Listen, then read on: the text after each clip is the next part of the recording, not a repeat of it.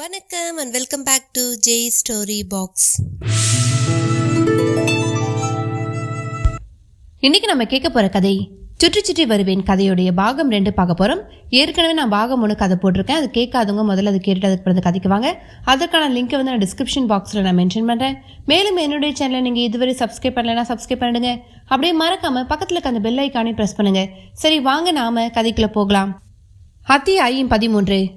வீட்டு வாசலில் கேட்ட நாய் ஊளை சப்தமும் அதற்கு காரணமான சைக்கிள்காரனின் மிரட்டும் தோற்றமும் ஒரு கணம் பிரகலாதனையும் என்ஜினியர் ராமலிங்கத்தையும் அல்லையில் கை வைத்து தூக்கிற்று. ராமலிங்கம், என்னையா இது?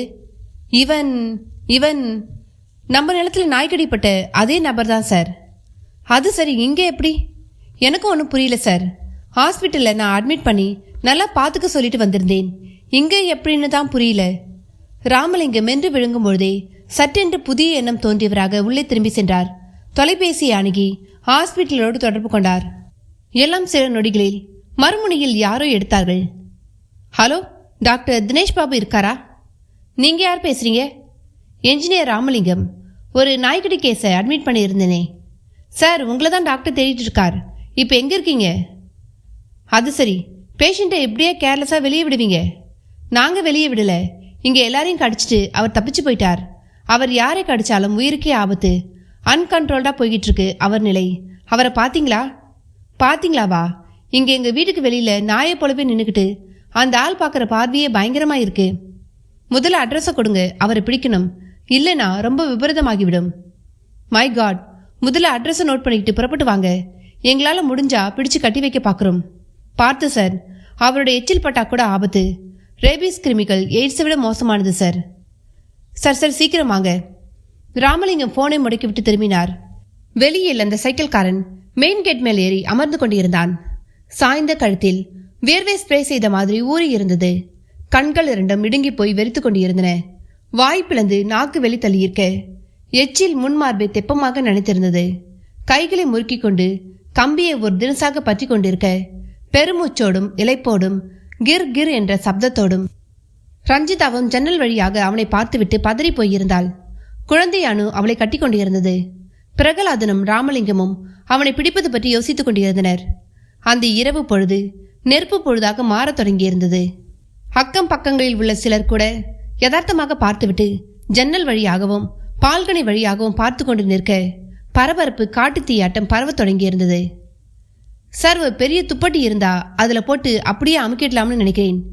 ராமலிங்கம் அவனை பார்த்தபடியே சொல்ல பிரகலாதன் தாமதிக்காமல் உள் ஓடினான். பெரிய கம்பளியாக பார்த்து எடுத்து வந்தான். அவர்கள் தன்னை பிடிக்க தயாராகிவிட்டது தெரிந்து அந்த சைக்கிள்காரன் கேட் மேலிருந்து துளிக்கூட பயமின்றி புலி போல் அவர்களை நோக்கி பாய்ந்தான்.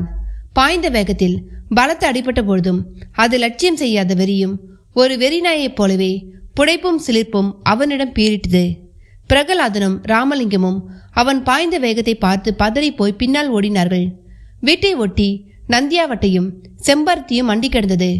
அதன் மேல் போய் விழுந்து சுதாரித்து எழுந்தார்கள். சைக்கிள்காரன் அடுத்த பாய்ச்சலில் அவர்கள் இருவரில் ஒருவரையாவது பிடுங்கி குதிரையை தீர்வது என்கிற வெறியோடு அதற்காக முனைவது துல்லியமாக தெரிந்தது. நேஷனல் ஜியோகிராபி சேனலில் மான்வேட்டைக்காக பம்மும் சிறுத்தை புலியின் ஞாபகம் தான் உடனே வந்தது. ஐயோ வேண்டாங்க, உள்ளார வந்துருங்க. உள்ளிருந்து குரல் கொடுக்க தொடங்கினாள் ரஞ்சிதம். பயப்படாதீங்கம்மா. சார், தைரியமா கம்பளியை விரிச்சு பிடிங்க, விடக்கூடாது இவனை. ராமலிங்கம் சொல்லி முடிக்கும் முன் அவர் மீதுதான் அவன் எகிரி பாய்ந்தான். சார் என அவன் அலறி முடிக்கும் முன் பிரகலாதன் கம்பளியை அவன் மேல் போட்டு மூட ராமலிங்கமும் மூடிய கம்பளியை இறுக்கி பிடிக்க ஒரு கருப்பு மூட்டையாக அவனும் ராமலிங்கமும் தரையில் விழுந்து புரள தொடங்கினார்கள். சிலர் பார்த்துவிட்டு ஓடி வந்து கேட் அருகே நின்றார்கள். பிரகலாதனுக்கு உதறல் எடுத்தது. இப்படியெல்லாம் ஒரு தாக்குதலை அவன் கனவில் கூட நினைத்து பார்த்ததில்லை. அடுத்து என்ன செய்வது என்பதில் குழப்பம் வந்து தொற்றி இருந்தது. அதே வேளையில் ராமலிங்கத்திடம் அலறல். சார், சீக்கிரமா வாங்க, அமுக்கி பிடிங்க, கம்பளியை மீறி கடிக்கிறான். பிரகலாதன் அடுத்த நொடி ராமலிங்கத்தை நெருங்கி அந்த கருப்பு மூட்டையை அமுக்கி பிடிக்க கைகளை உதறிக்கொண்டு ராமலிங்கம் விடுபட்டார். ஆனால் பிரகலாதன் வசமாக மாட்டிக்கொண்டான். கம்பளியோடு சேர்த்து பிரகலாதனை அவன் பற்றி கொண்டு தரையோடு சேர்ந்து உருள ரஞ்சிதா என்ன நினைத்தாலோ ஒரு பெரிய தடியோடு வெகு வேகமாக உள்ளிருந்து வெளியே வந்தாள்.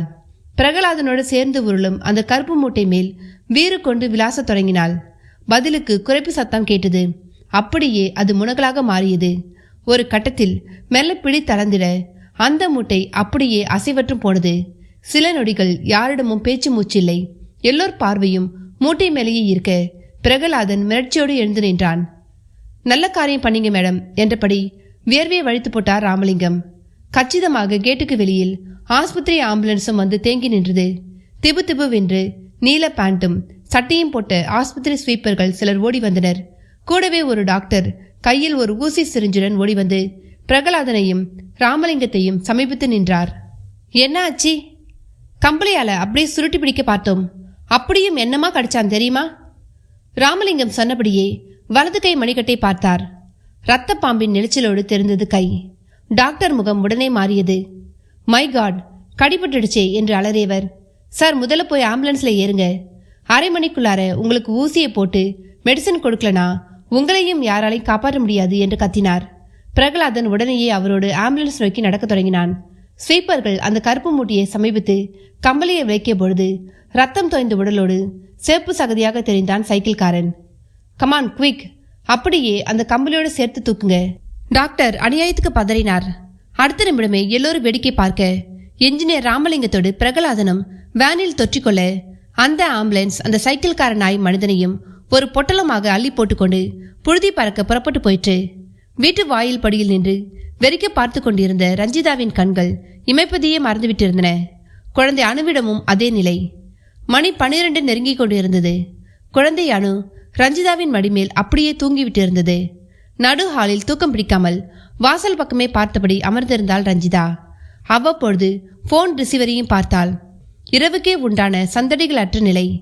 கடிகார பெண்டுல சப்தமும் சில்வண்டின் சினுப்பலும் ஒரு தினசாக இரவின் அமைதியை குறைந்து கொண்டிருக்க, அவ்வளவே மீறி யாரோ அந்த வீட்டை சுற்றி நடமாடுவது போலவும் ஒரு உள்ளுணர்வு. வீடு முழுக்க விளக்கெறிந்து கொண்டிருந்தது. அத்தனை பெரிய வீட்டில் மகளை மடியில் போட்டுக்கொண்டு உட்கார்ந்திருப்பது என்னவோ போல் தோன்றியது. குழந்தை கூட தூங்கும் முன் நடந்ததையெல்லாம் கூட்டி கழித்து நிறைய கேள்விகளை கேட்டிருந்தாள். ஒரு மனிதன் நாயாக மாறிய விந்தை அவளுக்கு மிக புதிது. அப்படின்னா மனுஷன் பாம்பா கூட மாற முடியுமா என்று எதையோ உத்தேசித்து கேட்டிருந்தாள். அதெல்லாம் முடியாது. அப்ப சினிமாவில் காட்டினாங்களே, சினிமாக்காரங்களுக்கு என்ன, அதெல்லாம் கற்பனை. கற்பனைனா நடக்க முடியாதது நினைச்சு பார்க்கறதுக்கு பேர் தான் கற்பனை. அப்ப நமக்கும் இப்ப அப்படித்தானே நடக்குது. குழந்தையின் புத்திசாலித்தனமான கேள்விக்கு என்ன பதிலே சொல்வது? சரி சரி, நீ தூங்கு. திரும்ப அந்த நாய் மனுஷன் வருவானா? அவனை தான் பிடிச்சுக்கிட்டு போயிட்டாங்களே. அப்ப வா, நீ என் கூட படுத்துக்கோ. அப்பா வந்துடட்டும், நீ தூங்கு. குழந்தைய ஒரு வழியாக பேசி சமாதானப்படுத்தி மடியிலேயே போட்டு தூங்க பணியாகிவிட்டது. ஆனால் படுத்தாலும் தனக்கு மட்டும் தூக்கம் வரப்போறதில்ல. சொத்து கோர்ட்டில் தீர்ப்பாக்கி கிடைத்த பொழுது வாழ்க்கை ஒரு மறுமலர்ச்சிக்கு தாவி விட்டதாக நினைத்தது எத்தனை பெரிய தப்பு. ஏன் இப்படியெல்லாம் நடக்கின்றது? முதலில் பாம்பு கடித்து ஒருவன் செத்து வைத்தான். அடுத்து நாய் கடித்து ஒருவன் என்ன ஆகப் போகிறானோ? இந்த நேரம் பார்த்து வேலைக்காரன் ஏழுமலை வேறு தன் சொந்த கிராமத்தில் குலதெய்வத்தை வழிபடுவதற்காக செல்கிறேன் என்று போய்விட்டான். அவன் இருந்தாலாவது சற்று தெம்பாக இருக்கும். ரஞ்சிதா பலவித நினைவுகளோடு உட்கார்ந்திருக்க, இரவு பொழுதும் ஒரு திடமான பனிக்கட்டியாட்டம் சொட்டு சொட்டாக கரைந்து கொண்டிருக்க, ஒரு முடிவுக்கு வந்தவளாட்டம் எழுந்தாள். குழந்தையை தூக்கி தோளில் போட்டுக்கொண்டு படுக்கை அறைக்கு சென்றாள். படுக்கையில் கிடத்தி போர்வையால் இழுத்து மூடியவள் வெளியே வந்து எல்லா கதவுகளையும் அடைக்கத் தொடங்கினாள். வாயில் புறம் மட்டும் விளக்கெறியட்டும் என்பது போல் விட்டு விட்டு கதவை சாத்தினாள். உள்ளே வந்து ஹாலில் சம்மணம் போட்டு அமர்ந்து விட்டாள். வீதியில் நாய் ஓலையிடும் சப்தம் காதில் தேய்ந்து வந்து விழுந்து சற்று கிளிமூட்ட பார்த்தது. மனசு நிலை கொள்ளாதபடி எகிரி குதித்தது. வாழ்க்கை ஒரு மகா பெரிய மர்ம பள்ளத்தாக்குக்கு விளங்குகின்ற மாதிரியும் அதில் தலைக்குப்புற விழுந்து கொண்டிருப்பது போலவும் தோன்றியது. காப்பாற்ற யாருமே இல்லாத மாதிரியும் பூஜை அறையில் தெய்வங்கள் முன் போய் நிற்க வேண்டும் என்றும் தோன்றவே எழுந்து பூஜை அறை நோக்கி சென்றாள். ஒற்றை விளக்கு அமுகி எரிந்து கொண்டிருந்தது. எண்ணெய் விட்டால் கூடுதல் சக்தி பெற்ற மாதிரி அது திண்மைக்கு மாறியது. அதன் ஒளியில் ஜங்கமர் வழிபட்ட ரங்கநாதர் உருவம் ஆதிசேஷன் மேல் பளிச்சென்று தெரிந்தது. சுற்றிலும் ஏகத்துக்கும் எல்லா தெய்வ சிலைகளும் அர்ச்சனை பூக்கள் விழுந்து ஊடே ஊடே வாடி கிடந்தன. ரங்கநாதர் விக்கிரகம் சற்று ஒதுங்கினது போல் தோன்றியது. கைகள் திரும்பவும் அதை ஏற்படுத்த முயன்ற பொழுது ஸ் என்கிற சப்தம் மிக துல்லியமாக கேட்டு அவளை சிலிட வைத்தது. அத்தியாயம் 14. சிலிட்டு போன உடலோடும் உணர்வோடும் ரஞ்சிதம் நாலாபுரமும் பார்த்தாள். அந்த ஸ் என்ற சப்தம் ரங்கநாதர் விக்கிரத்திடமிருந்து வருவதை ஒருவாறு ஊகித்தவள் கிட்டத்தட்ட 2 அடி உயரமும் 3 அடி அகலமுமான அந்த ஐமோன் விக்கிரகத்தை மீண்டும் தொட்டு நகர்த்த முனைந்தாள். என்ற சப்தம். அவள் தொட்டு அசைக்க பார்க்கவும் சப்தம் கூடி போனது. சந்தேகமே இல்லை, அதனுள்ளிருந்துதான் வருகிறது என்று முடிவு செய்யும் பொழுது சுருண்டு படுத்திருக்கும் ஒரு பாம்பின் பீடம் போன்ற அதன் பின்புறத்தில் ஒரு சிறு துவாரம். அதனுள்ளிலிருந்து நிஜமாலுமே ஒரு பாம்பு தன் நாமப்பட தலையை நீட்டி வெளியே பார்த்துவிட்டு பின் முழு உடலையும் வெளியே கொண்டு வந்து ரங்கநாதரின் திருவுருவம் மேலேயே ஏறி படம் எடுக்க தொடங்கியது. ஐயோ! ரஞ்சிதத்துக்கு தொண்டைக்குழியில் வேளாமுள் ஏறியது. விக்கித்து போய் விழிகளை விரித்தாள். கோவிலில் பார்த்த அதே நாகம், அதே அளவு நீளம், பருமன் எல்லாம். அது அதிக சீற்றம் காட்டாமல் விரித்த படத்தோடு அவளை வெறித்தது. ரஞ்சிதம் சமாதானப்பட்டு வேர்வை ஒழுகும் கழுத்தோடு மெல்ல கைகூப்பி அதை வணங்க முயன்றாள். அது திரும்பி அந்த அறையில் தொங்கியபடி உள்ள ஜங்கமர் படத்தை பார்த்தது. அது பார்ப்பதை தொடர்ந்து ரஞ்சிதம் திரும்பி ஜங்கமரின் படத்தை பார்த்தாள். அவர் கவலைப்படாதே என்று கூறுவது போல் தோன்றியது. திரும்பினாள். அந்த நாகம் அந்த அறையின் ஜன்னல் வழியாக வெளியேறி கொண்டிருந்தது. ஒருவித இறுக்கம் தளர்ந்தது போல் உணர்ந்தவள் எழுந்து ஜன்னலுக்கு வெளியே பார்த்தாள். அந்த பக்கத்தில் அந்த வீட்டின் பக்கவாட்டில் தோட்டம், அதில் கரிப்பூசின இருட்டு, அதில் இதுவும் கலந்து மறைந்துவிட்டிருந்தது. ரங்கநாதர் விக்கிரகத்திடம் எப்படி அது? கேள்வி கொத்தியதில் ஆராய்ச்சி விக்கிரகத்திடம் ஆரம்பமானது. விக்கிரகத்தை தொட்டு தூக்க முடியவில்லை, அவ்வளோ கனம். ஒரு இடத்தில் ஊதுபத்தி குழாய் அளவு துவாரம். அதனுள் பயத்தோடு கையை விட்டபொழுது ரங்கநாதர் பீடம் வெளியே சுருண்டு படுத்த பாம்பு உடம்பாகவும் உள்ளே வெற்றிடமாகவும் இருப்பது தெரிய வந்தது. அப்படியானால் அந்த வெற்றிடத்திற்குள்ளா பாம்பு புகுந்து படுத்துக்கொண்டிருந்தது. நினைக்கும் பொழுது சில்லிப்பு தட்டியது. இத்தனை வருடத்தில் எத்தனையோ தடவை இந்த விக்கிரகத்திற்கு அபிஷேக ஆராதனைகள் எல்லாம் செய்திருப்போமே, அப்பொழுதெல்லாம் இது உள்ளிருந்ததா? இருந்தது என்றால் ஏன் ஒன்றும் செய்யவில்லை? இது எப்பொழுது வருகிறது, எப்பொழுது போகிறது? கேள்விகள் அவளுக்குள் அந்த பாம்பை போலவே ஊர்ந்தன. இந்த விக்கிரகத்திடம் மட்டும்தானா இப்படி? மற்ற விக்கிரகங்களிடமும் இப்படி ஏதாவது சிலிட வைக்கும் விஷயங்கள் இருக்கிறதா?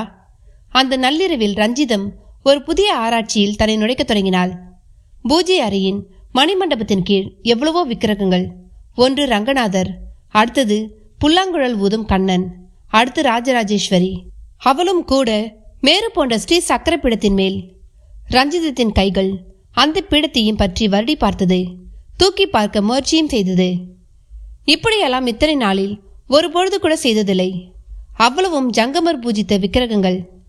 லண்டனில் படித்த ஒரு நபர் இப்படி விக்கிரக பூஜைகள் எல்லாம் செய்தவர் என்றால் யாரும் நம்ப மாட்டார்கள். அவர் பூஜைகளை மட்டுமா செய்தார்? மந்திர சாஸ்திரத்தை அளவா கரைத்து குடிக்க முயற்சி செய்தார். நினைவுகள் படர அந்த விக்கிரகத்தை தொட்டு தூக்க முயன்றதில் விக்கிரகம் மட்டும் கைக்கு வந்தது. அது அமர்ந்திருந்த பீடம் தனியாக அப்படியே தரையில் கிடக்க ராஜராஜேஸ்வரி விக்கிரகம் அமர்ந்த இடத்திற்கு கீழே பீடத்தின் உள்பாகம் தெரிந்தது. அதில் ஏதாவது இருக்கிறதா? பயத்துடன் நெட்டி பார்த்தாள். பின் பயத்துடன் கையை உள்விட்டு துழாவினாள். சரசரவென ஒரு மெல்லிய தகடின் மேல் கைப்பட்டது போல் சப்தம் கேட்டது. ஐயோ, என்ன இது? 2 விரல்களுக்கு நடுவே அதை பிடித்து மெல்ல வெளியே எடுத்தாள். வாசிக்கக்கூடிய விதத்தில் அதில் சில மந்திர அட்சரங்கள். அதை வாசித்து பார்த்தது உதறு. அர்த்தம் புரியாத அந்த வார்த்தைகளை சொன்ன மாத்திரத்தில் மனதில் இனம் புரியாத ஒரு பரவச உணர்வு. என்ன இது? இது எப்படி உள்ளே? ஜங்கமர் தான் ஒருவேளை வைத்திருப்பாரோ? திரும்பவும் கேள்விகள். அந்த கேள்விகளை தொடர முடியாதபடி வாசல் புறம் இருந்து யாரோ காலிங் பெல்லை அழுத்தும் சத்தம் கேட்டது. பிரகலாதனாகத்தான் இருக்கும். அப்படியே அதை போட்டுவிட்டு எழுந்து வெளியே ஓடினாள். வந்துட்டேங்க என்றபடி கதவை வேக வேகமாக திறந்தாள். ஒரு 10 வயது பெண் பட்டுப்பாவாடை சட்டையில் நெற்றி நிறைய குங்குமத்துடன் நின்று கொண்டிருந்தாள். கதவை திறந்த ரஞ்சிதத்தை பார்த்து சிரித்தாள். யாருமானி? தினம் 1008 தடவை சொல்லு. என்ன? அந்த பெண் சம்மதம் இல்லாமல் எதையோ சொன்னாள். நீ என்ன சொல்ற? கேட்கும் பொழுதே மம்மி என்று பின்னால் இருந்து ஒரு குரல். சட்டென்று திரும்பினாள். அணு நின்று கொண்டிருந்தாள். அணு, முழிச்சிட்டியா? ஓடிப்போய் அவளை தூக்கி கொண்டு திரும்பவும் வாசலுக்கு வந்தாள். அந்த பெண் குழந்தையை காணோம். என்னடா இது மாயம் என்கிற குழப்பத்தோடு அணுவை அணைத்துக்கொண்டு வெளியே வந்து பார்த்தாள். யாரையும் காணோம். சன்னமாக சாம்பிராணி வாசம் வேறு வந்து மூக்கை நிரடியது. யாரம்மா தேடுற? குழந்தை அணு அரைத்தூக்கத்தோடு கண்களை கசக்கி கொண்டு கேட்டாள்.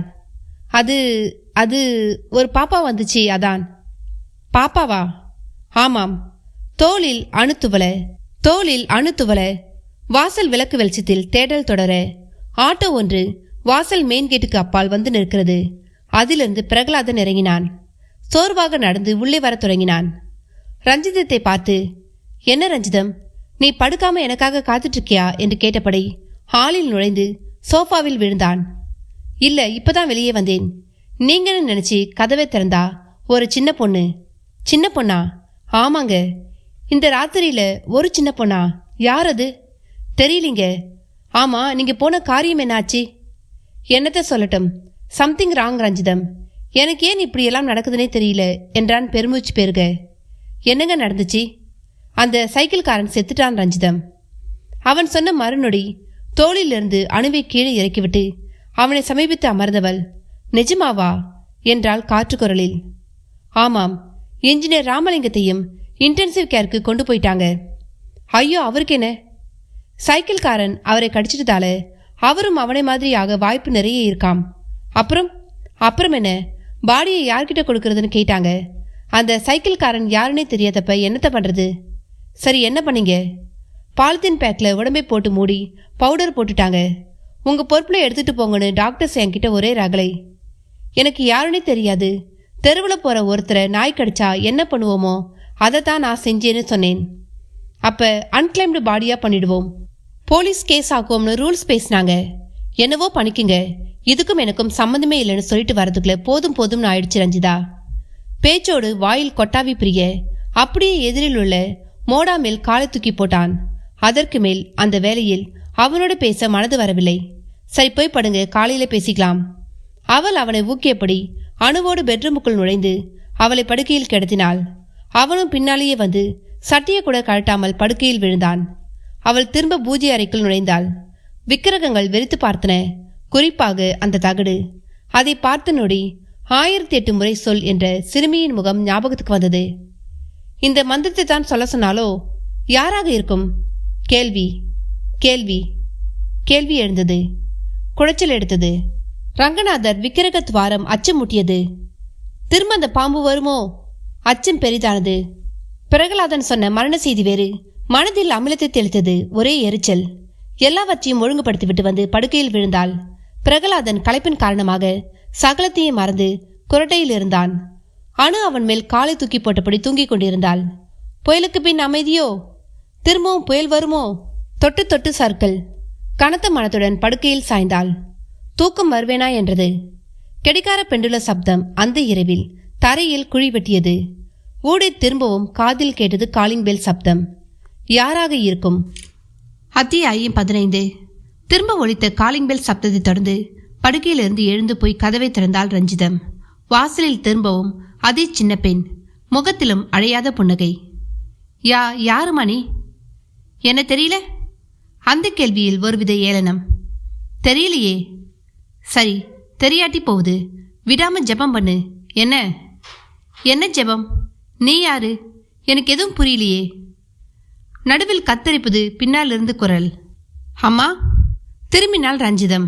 குழந்தையானு திரும்பவும் தூக்கம் கலைந்து எழுந்து வந்திருந்தது. அவளை பார்த்துவிட்டு திரும்பினால் வாசலில் நின்ற பெண்ணை காணவில்லை. இதென்ன மாயம்? ரஞ்சிதத்துக்கு தலையை சுற்றியது. வெளியே எட்டி பார்த்தாள். யாரும் வந்து போன சுவடை தெரியவில்லை. பிரகலாதனை போய் எழுப்பி அவனிடம் நடந்ததை கூறும் ஆர்வம் பீறிட்டது. அணுவோடு வாயில் கதவை தாளிட்டுவிட்டு உள்ளே நுழைந்தாள். அவன் குரட்டையில் அலுப்பின ஆழத்தில் இருந்தான். எழுப்ப முனைந்த கைகள் அப்படியே மடங்கிக் கொண்டன. ஓசைப்படாமல் அவனுக்கு பக்கத்தில் படுத்தாள். அணுவை மார்பில் பரவி விட்டு கொண்டு தட்டி கொடுக்க முனைந்தாள். விடியும் வரை இனி காத்திருக்க வேண்டியதுதான். விழுந்து விட்டது. பால்காரர்கள் தெருவில் ஊடுருவும் மணி சப்தமும் வாசலில் பேப்பர் விழும் சப்தமும் துல்லியமாக கேட்டு கண் விழித்தாள் ரஞ்சிதம். பிரகலாதன் புரண்டு படுத்தான். சாதாரணமாக விடியும் முன்பே எழுந்து விடுவான். ஜாகிங் போய் வருவான். சில யோக பயிற்சிகளும் செய்வான். பார்க்க ஆசையாக இருக்கும். அதன் பின் ஷேவிங், குளியல், டிஃபன் என்று சக்கர சுழற்சி ஆரம்பமாகிவிடும். இன்று அதற்கெல்லாம் இடமில்லை என்கிற மாதிரி பிரகலாதனிடம் குரட்டை. எழுப்பவும் மனம் வரவில்லை. காலண்டரில் தாளை கிழித்த பொழுது வெள்ளிக்கிழமை என்பது கண்ணில் பட்டது. உடனேயே குளித்துவிட்டுதான் மற்ற வேலை என்ற பிரஞ்ஞை தோன்றியது. அதன்படியே குளித்துவிட்டு ஈரத்தலையோடு அணிச்சியாக பூஜை அறைக்குள் கால்கள் நுழையவும் சட்டென்று இரவு சம்பவங்கள் ஞாபகத்தில் பரவத் தொடங்கின. ஐயோ, அந்த பாம்பு உள்ளிருக்குமோ? கேள்வி பாம்பை போலவே மனதில் கொத்தி கிளி மூட்டியது. விடாமல் ஜெபம் செய்ய சொன்ன பெண்ணின் முகம் வேறு தோன்றி மறைந்தது. தயங்கி தயங்கி விக்கிரங்களுக்கு பக்கத்தில் போய் நின்றாள். இரவில் ஏற்றிய தீபம் அமுக்கமாக எரிந்து கொண்டிருந்தது. பார்வை ரங்கநாதர் விக்கிரகம் மேல் சென்றது.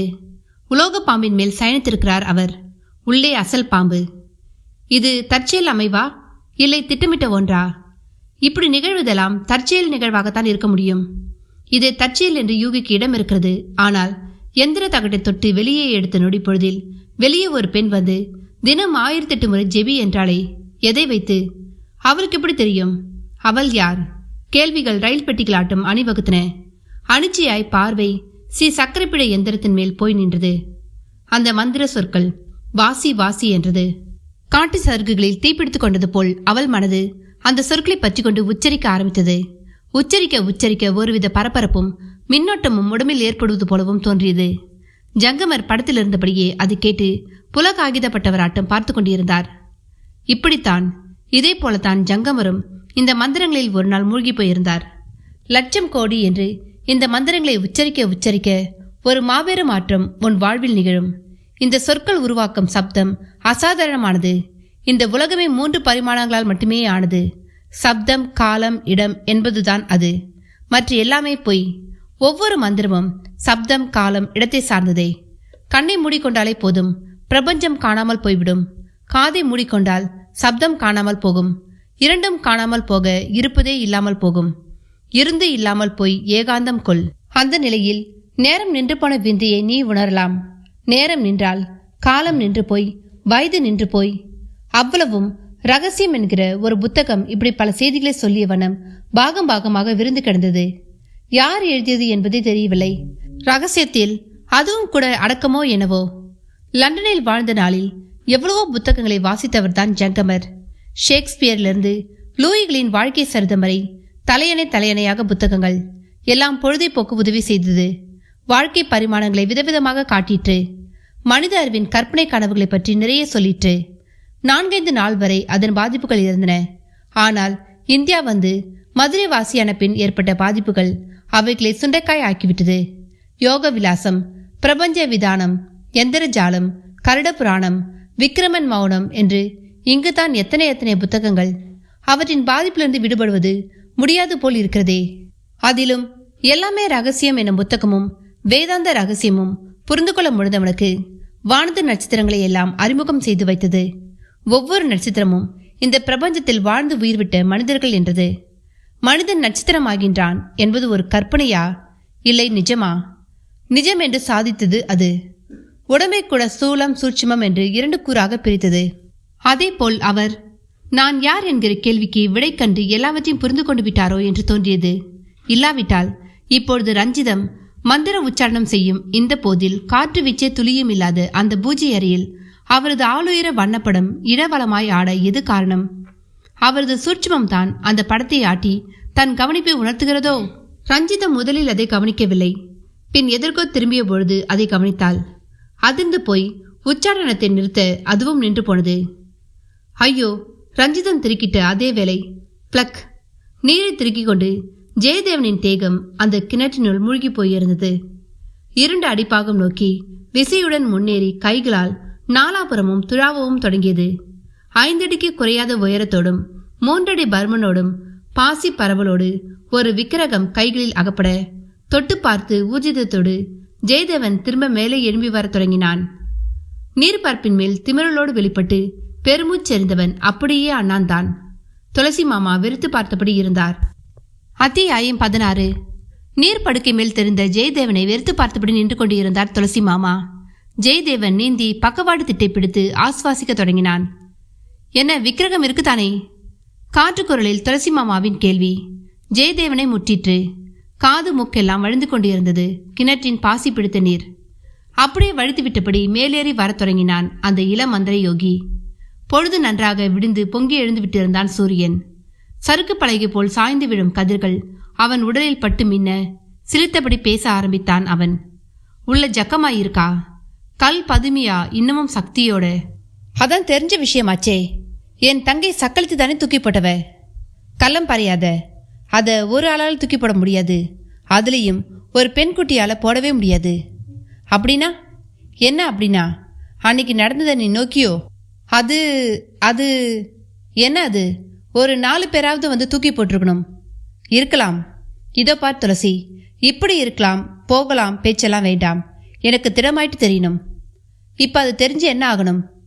முட்டாள், இவளை யார் தொட்டு துவேஷம் காட்டியிருந்தாலும் அவங்களுக்கு கை போயிருக்கும். அப்படி செய்ய சொன்ன அந்த பொண்ணும் இதே போல நீரில் மூழ்கித்தான் இறந்திருப்பா. சரியோ? ஜெயதேவன் ஈர உடம்போடு குரலில் காட்டிய வெம்மையில் துளசி மாமா சற்று தடுமாறிதான் போனார். அவன் சொல்வதும் உண்மைதான். ஞானமணி கோகிலம் தண்ணீரில் மூழ்கித்தான் இறந்தாள். ஒரு கொடுமை, கடைசி வரை அவள் உடம்பும் கிடைக்கவில்லை. என்ன ஒரு ஆச்சரியம்! இந்த ஜெயதேவன் உண்மையை இப்படி போட்டு உடைத்து விட்டானே. ஜெயதேவா, நீ சொல்றது உண்மைதான். என் தங்கை சக்களத்தியான அந்த ஞானமணி கோகிலம் ஸ்ரீரங்கத்துக்கு ஒரு கல்யாணத்துக்கு போன இடத்துல காவேரியில போயிட்டு தான் சொல்வாங்க. அது சரி, இப்ப அதுக்கும் விக்கிரகத்தை வெளியே எடுக்கிறதுக்கும் என்ன சம்பந்தம்? நிறைய இருக்கு. ஜக்கம்மா மந்திரதேவி, உபாசிக்க உபாசிக்க மனுஷ ரூபத்தில் வந்து வழிகாட்டுறவ. அவளோட சகாயம் இப்பவும் அந்த குடும்பத்துக்கு இருக்குன்னு என் மனசு சொல்லுது. இந்த நிலையில் இந்த விக்கிரகத்தை நிகிரகம் செய்ய முதலில் இதோட சக்தியை அறியணும். அதே ஞான் அப்படி கேட்டது. இது எப்படி இந்த கிணற்றில் வந்து விழுந்தது? அந்த கதை தெரியுமா எனக்கு? ஜெயதேவன் நடந்து காரின் அருகில் வந்தபடி கேட்டான். கைகள் தானாக கதவை திறந்து துண்டை எடுத்து தலையை துவட்டிக்கொள்ள தொடங்கின. துளசி மாமா அவன் கேள்விக்கு பதில் கூறும் முன் நாலாபுரமும் பார்வையை ஓடவிட்டார். அந்த பிளாட் பக்கமாக பிரகலாதனின் ஆட்கள் வேலைக்கு வந்துவிட்டால் பார்த்து விடுவார்களே என்றும் பயம். என்ன துளசி, பூர்வ கதை முழுக்க தெரியுமா? யாரை பார்க்குற? இல்லை, நாம இங்கிருந்து சீக்கிரமா கிளம்பணும். அந்த பிரகலாதன் வந்து நம்ம பார்த்துட்டானா ஆபத்து. பெடிக்காத. கெண்ட பேரண்ட மந்திரம் ஜபிச்சு இந்த கிணத்தை காவல் காக்கும் சர்பத்தை கட்டியும் யாரும் காணாதிருக்க மை பூசியும் தான் நான் இங்கு வந்தது. சூரியன் உச்சிக்கு வரும் வரை அதுக்கு சக்தி உண்டு. 1000 பேர் இந்த பக்கமாக போனாலும் நம்மை கவனிக்க அவங்களுக்கு தோணாது. ஜெயதேவன் சொன்னதை கேட்டு லேசான துளசி மாமா அவனை சற்று பயத்தோடு பார்த்தார். கண்ணில் பளிரிட்டது அது. எந்தா, எதுக்கு அப்படி நோக்கி? இல்ல, நீ சொல்றதெல்லாம் கேட்டா மந்திர சாஸ்திரத்தை நினைச்சு ஒரு பெருமைப்பே ஏற்படுது. பயமாகவும் இருக்கு. என் தங்கை புருஷனான அந்த ஜங்கமர் இந்த பிரமிப்பு தாளாம தான் இந்த சாஸ்திரத்தை கத்துக்க இறங்கினாரோன்னு இப்ப நான் நினைக்கிறேன். மந்திர சாஸ்திரம் ஒரு அற்புத ஞானம். அது வசப்பட விதி அமைப்பு இருக்கணும். சரி, என் கேள்விக்கு நீ இன்னும் பதில் சொல்லலையே. ஜெயதேவா, அன்னைக்கு நடந்ததை நான் பார்க்கல, கேள்விப்பட்டது தான். அன்னைக்கு நடந்ததை முழுசா தெரிஞ்சுக்கணும்னா ஜமீன் நாட்கள் யாரையாவது தான் விசாரிக்கணும். எனக்கு முதலில் அன்னைக்கு என்ன நடந்ததுன்னு முழுசும் தெரியணும். தெரியாம நான் தேவி விஷயத்துல பிரவேசிக்க தயாரில்லை. சரி, இது பாட்டுக்கு கிணத்திலேயே கிடக்கட்டும். அந்த பிரகலாதனை நீ வழிக்கு கொண்டு வந்தா போதும். என்ன சொல்ற? ஜெயதேவன் அதை கேட்டு சிரித்தான். எதுக்கு சிரிக்கிற ஜெயதேவா? உனக்கு பிரகலாதன் வழிக்கு வரணும், எனக்கு ஜக்கம்மா வழிக்கு வரணும். என்ன சொல்ற? இந்த நிலப்பரப்பில் அவளோட சக்தி பரிபூரணமாயிட்டு உண்டு. சுற்றி சுற்றி வந்து காவல் காக்கும் பூதேவியை பூஜித்தால் இந்த இடம் ஒரு பிருந்தாவனமாகும், அல்லெங்கில் சுடுகாடாகும். இது கோயில் எழுப்பிய ஜங்கமரும் அறியும். அப்ப இங்க அந்த பிரகலாதன் தொட்டு தொட்டு சந்திச்ச பிரச்சனைக்கெல்லாம் காரணம் தேவியோட கோபம் தானா? ஆமாம், அவரை அவன் கொண்டாடி இருந்தால் அவனுக்கு நல்லது நடந்திருக்கும். உன்னோட அதிர்ஷ்டம், அவன் இதெல்லாம் நம்பிக்கை இல்லாதவனா ஆயிட்டான். அப்ப நான் கொண்டாடினா அந்த தேவி என் வசப்படுவாளா? நான் நினைச்சது நடக்குமா? ஜெயதேவன் அந்த கேள்விக்கு பதில் கூறாமல் மர்மமாக சிரித்தான். உள்ளுக்குள் சொல்லிக்கொண்டான். இடத்தை அடைய போவது நீ இல்லடா முட்டாள், நானாக்கும். அதுக்குத்தானே உனக்கு நான் சகாயம் செய்வதே. என்ன ஜெயதேவா, சொல்லு. நானும் என் தங்கை பசங்களும் எப்படி கும்பிடணுமோ அப்படி கும்பிடுறோம். சொல்றேன். முதலில் பிரதமையை வெளியே எடுக்கணும், அதன் சக்தியையும் அறியணும். இதை தொட்டு தூக்கி போட்ட நாள் கிழமை திதி சர்வமும் ஞான் அறியணும். ஏன் ஜெயதேவா, உன்னோட ஏவல் தேவதைக்கிட்ட கேட்டா அதுங்க வந்து இந்த தகவலை எல்லாம் சொல்லிடாது? அவன் அடுத்த கணமே அவரை பசுமாக்குற மாதிரி பார்த்தான். நான் ஏதாவது தப்பா கேட்டுட்டேனா? துளசி, நீ என்ன ஆழம் பார்க்குற? வேண்டாம், நான் சொல்றத நீ செய். சரி, என்ன பண்ணணும்? எனக்கு இதோட பூர்வ கதை முழுசும் தெரியணும். நாள் கிழமை திதி ஞான் அறியணும். ஆமாம், இந்த கிணத்தை சர்பம் காவல் காக்கிறதா சொன்னியே, எங்கே? அதோ ஜெயதேவன் கை காட்டிய திக்கில் கிணற்றின் உடைந்த திட்டி சுவற்றின் இடுக்கில் ஒரு ரப்பர் டியூப் போல சுருளோடு கிடந்தது அந்த சர்பம். ஹக்! நெஞ்சை அடுத்தது துளசி மாமாவுக்கு. போகலாம் என்றபடி காரில் ஏறினான் ஜெயதேவன். துளசி மாமாவும் தயங்கியபடி ஏறினார். காரை கிளப்பத் தொடங்கினார். அது புழுதி மண்டலத்தை உருவாக்கியபடி பிளாட்டின் மண் சாலையில் நுழைந்து மெயின் சாலையையும் எட்டியது. ஜெயதேவன் எதுவும் பேசாமல் அமர்ந்தபடி வந்தான். இப்ப நாம எங்க போறோம்? துளசி மாமா மிருதுவாக கேட்டார். அவனிடம் பதிலில்லை. திரும்பி பார்த்தார். ஜெயதேவன் நிலை குத்திய பார்வையோடு அமர்ந்திருந்தான். ஜெயதேவா, உன்னைத்தான். அவனிடம் பதிலில்லை. மாமா நிதான வேகத்தோடு திரும்பவும் திரும்பி அவனை பார்த்தார். பகீர் என்றது. அவன் உடம்பு கருக்க தொடங்கியிருந்தது. அவனும் காய்ச்சல்காரனைப் போல் நடுங்கத் தொடங்கியிருந்தான். கார் சாலையோரமாக தேய்ந்து நின்றது. ஜெயதேவா, என்ன இது? என்ன ஆச்சு? மாமா கொப்பளித்தார். இதுதான் ஜக்கம்மியின் சக்தி துளசி. இது மந்திர ஜலம். எனது அபியாச பலம் குறைய குறைய இனி அதோட ஆதிக்கம்தான். மகா மந்திர தேவி ஜக்கம்மா, அவளையே நான் கட்டி போட்டு தொட்டு பார்த்ததன் பலன் இது. பேடிக்காதே. அவளை வெளியே எடுத்து நான் அவர் காலில் விழுந்து பூஜிக்க தொடங்கிவிட்டால் எல்லாம் சரியாயிடும். ஆனால் அவ்வளவும் 13 நாளில் நிகழணும். அல்லெங்கில் எனக்கு பார்வை போகும், பைத்தியமும் பிடிக்கும். ஜெயதேவன் கிளி மூட்டினான். ஜெயதேவா, என்ன நீ என்னென்னமோ சொல்ற? பிள்ளையார் பிடிக்க குரங்காயிடுச்சா? அதே. அப்ப அத முதல்ல எடுக்க மாமா சொல்ல வந்து முடியாமல் அவனை பார்த்தார். பின் அவரை தொடர்ந்தார். அதை எடுக்க வேண்டுமென்றால் திதிக்கிழமை தெரிய வேண்டும்னு சொன்ன இல்ல? ஆமா, சாதாரணமா இறங்கி ஒரு கைத்து கட்டி எடுத்தா என்ன ஆகும்? அதிகபட்சம் 2 மணியில் ஜீவன் போகும். சரி, திதிக்கிழமை தெரிஞ்சிட்டா நல்லபடியா வெளியே எடுத்துடுவியா? எடுத்து இந்த அபாயத்திலிருந்து மீண்டுடுவேன். சரி, நான் ஜமி நாட்கள் யார் இப்போ உயிரோடு இருக்காங்கன்னு பார்க்குறேன். அது சரி, இப்போ உன்னை என்ன பண்ண? என்னை இப்போ ஒரு சுடுகாட்டில் கொண்டு விடு. ஜெயதேவனின் பதில் துளசி மாமாவின் முகத்தில் அறைந்தது. தூங்கி எழுந்து சோம்பல் முறித்த பிரகலாதன் கடிகாரத்தை பார்த்தான். மணி 9. ஐயோடா, இவ்வளோ நேரமா தூங்கி இருக்கிறோம். வாரி சுருட்டி கொண்டு எழுந்தான். அணுவும் தூங்கிக் கொண்டுதான் இருந்தாள். அதை எழுப்பவும் மனசு வரவில்லை. பூங்கொந்து போன்ற அதன் நெற்றியில் இதமாக முத்தமிட வேண்டும் போல் தோன்றியது. நல்ல அப்பாக்களுக்கெல்லாம் இப்படியெல்லாம் தோன்றுமோ? குனிந்து முத்தமிட்டு விட்டு எழுந்து அறையை விட்டு வெளியே வந்தான். மந்திர சப்தம் காதினை தீண்டியது. சுரீர் என்றது. ரஞ்சிதம் பூஜை அறையில் தன்னை மறந்து சொல்லிக் கொண்டிருந்தாள். போய் பார்த்தபொழுது ஒரு பெண் சாமியார் போல் கண்கள் முடியிருக்க சப்பனமிட்டு அமர்ந்திருந்தாள். தசாங்க வாசம் பீத்து உதறி கொண்டிருந்தது. ரஞ்சி! அவன் குரல் அவள் காதில் விழுந்தும் அவள் களையவில்லை. ஏய், என்ன இது உளறல்? அவளிடம் எந்த மாற்றமும் இல்லை. அப்பொழுது வாசலில் காலிங் பெல் சப்தம் கேட்க திரும்பி வந்து கதவை திறந்தான். இரவில் வந்த அதே சிறுமி. யார் நீ? என்ன வேணும்? 13 நாளைக்கு விடாம பூஜை செய்ய போறாங்களா அக்கா? அந்த பெண்ணின் கேள்வி அவன் நெற்றியில் வரிப்பந்தலை போட்டது. அப்பா! அணுவின் குரல் கேட்டது.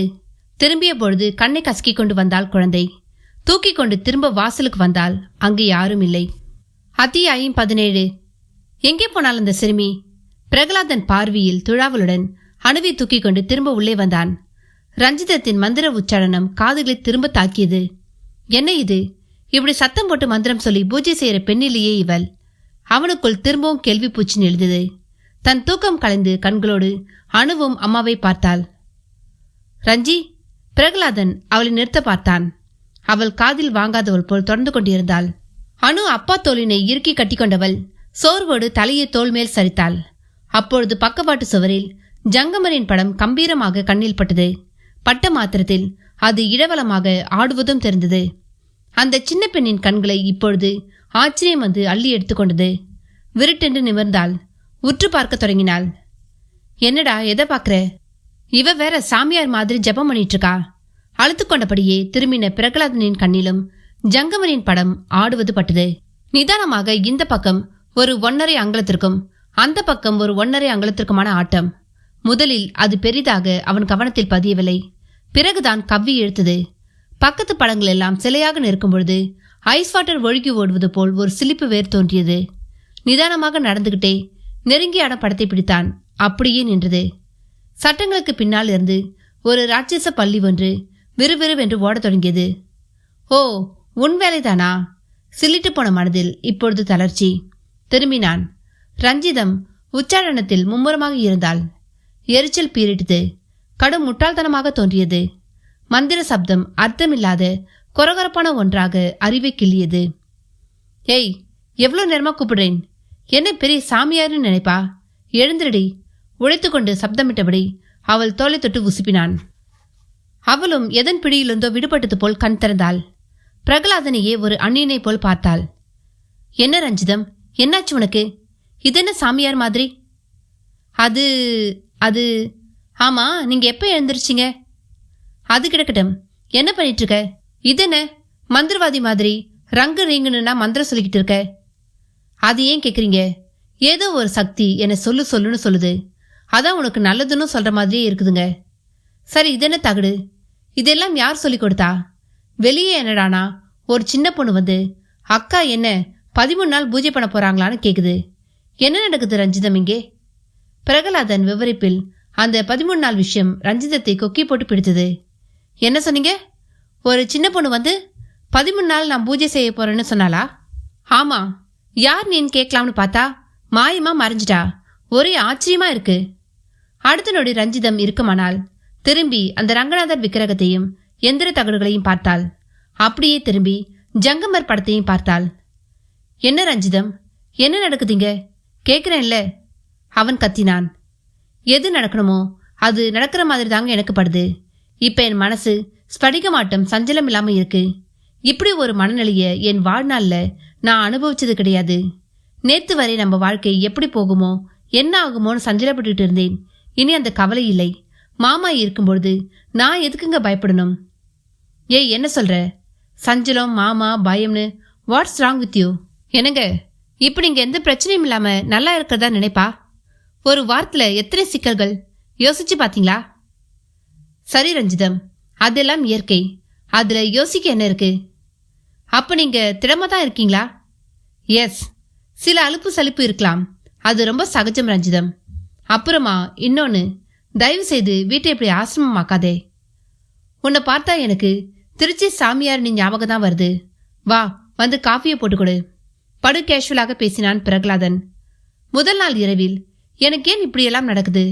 நான் யாருக்கு என்ன கெடுதல் செஞ்சேன்னு என்று புலமையவனா இப்பொழுது இப்படி? அவளுக்கே ஆச்சரியமாகத்தான் இருந்தது. எது வந்து அவனை இப்படி மாற்றியது? போங்க வரேன் என்றபடி பூஜை அறை பக்கம் திரும்பினாள்.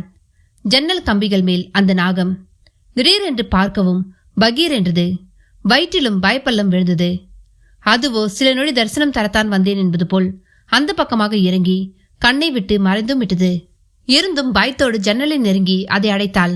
பின் பூஜை அறை கதவையும் தாழிட்டு விட்டு வெளியே வந்தாள். பிரகலாதன் தெம்பாக ஹம் செய்தபடி பிரஷ் செய்து கொண்டிருந்தான். இவனிடம் பூஜை அறை மர்மம் அத்தனையும் சொல்லிவிடலாமா? கேள்வியோடு அடுப்பில் தண்ணீரை வைத்தாள். உள்ளுணர்வு வேண்டாம் என்றது. தோய்ந்து போன எல்லாம் விரைப்பாக நிமிர்வாக இருப்பது போலவும் தோன்றியது. எப்படி வந்தது இந்த மாற்றம்? வெளியே அடிக்கடி தோன்றிய சிறுமி யாராக இருக்கும்? காஃபி பொடியில் வெந்நீர் விட்டு குழம்பி நிறம் மாறத் தொடங்கியது. மனதைப் போலவே ஃபில்டர் இறங்க மறுத்தது.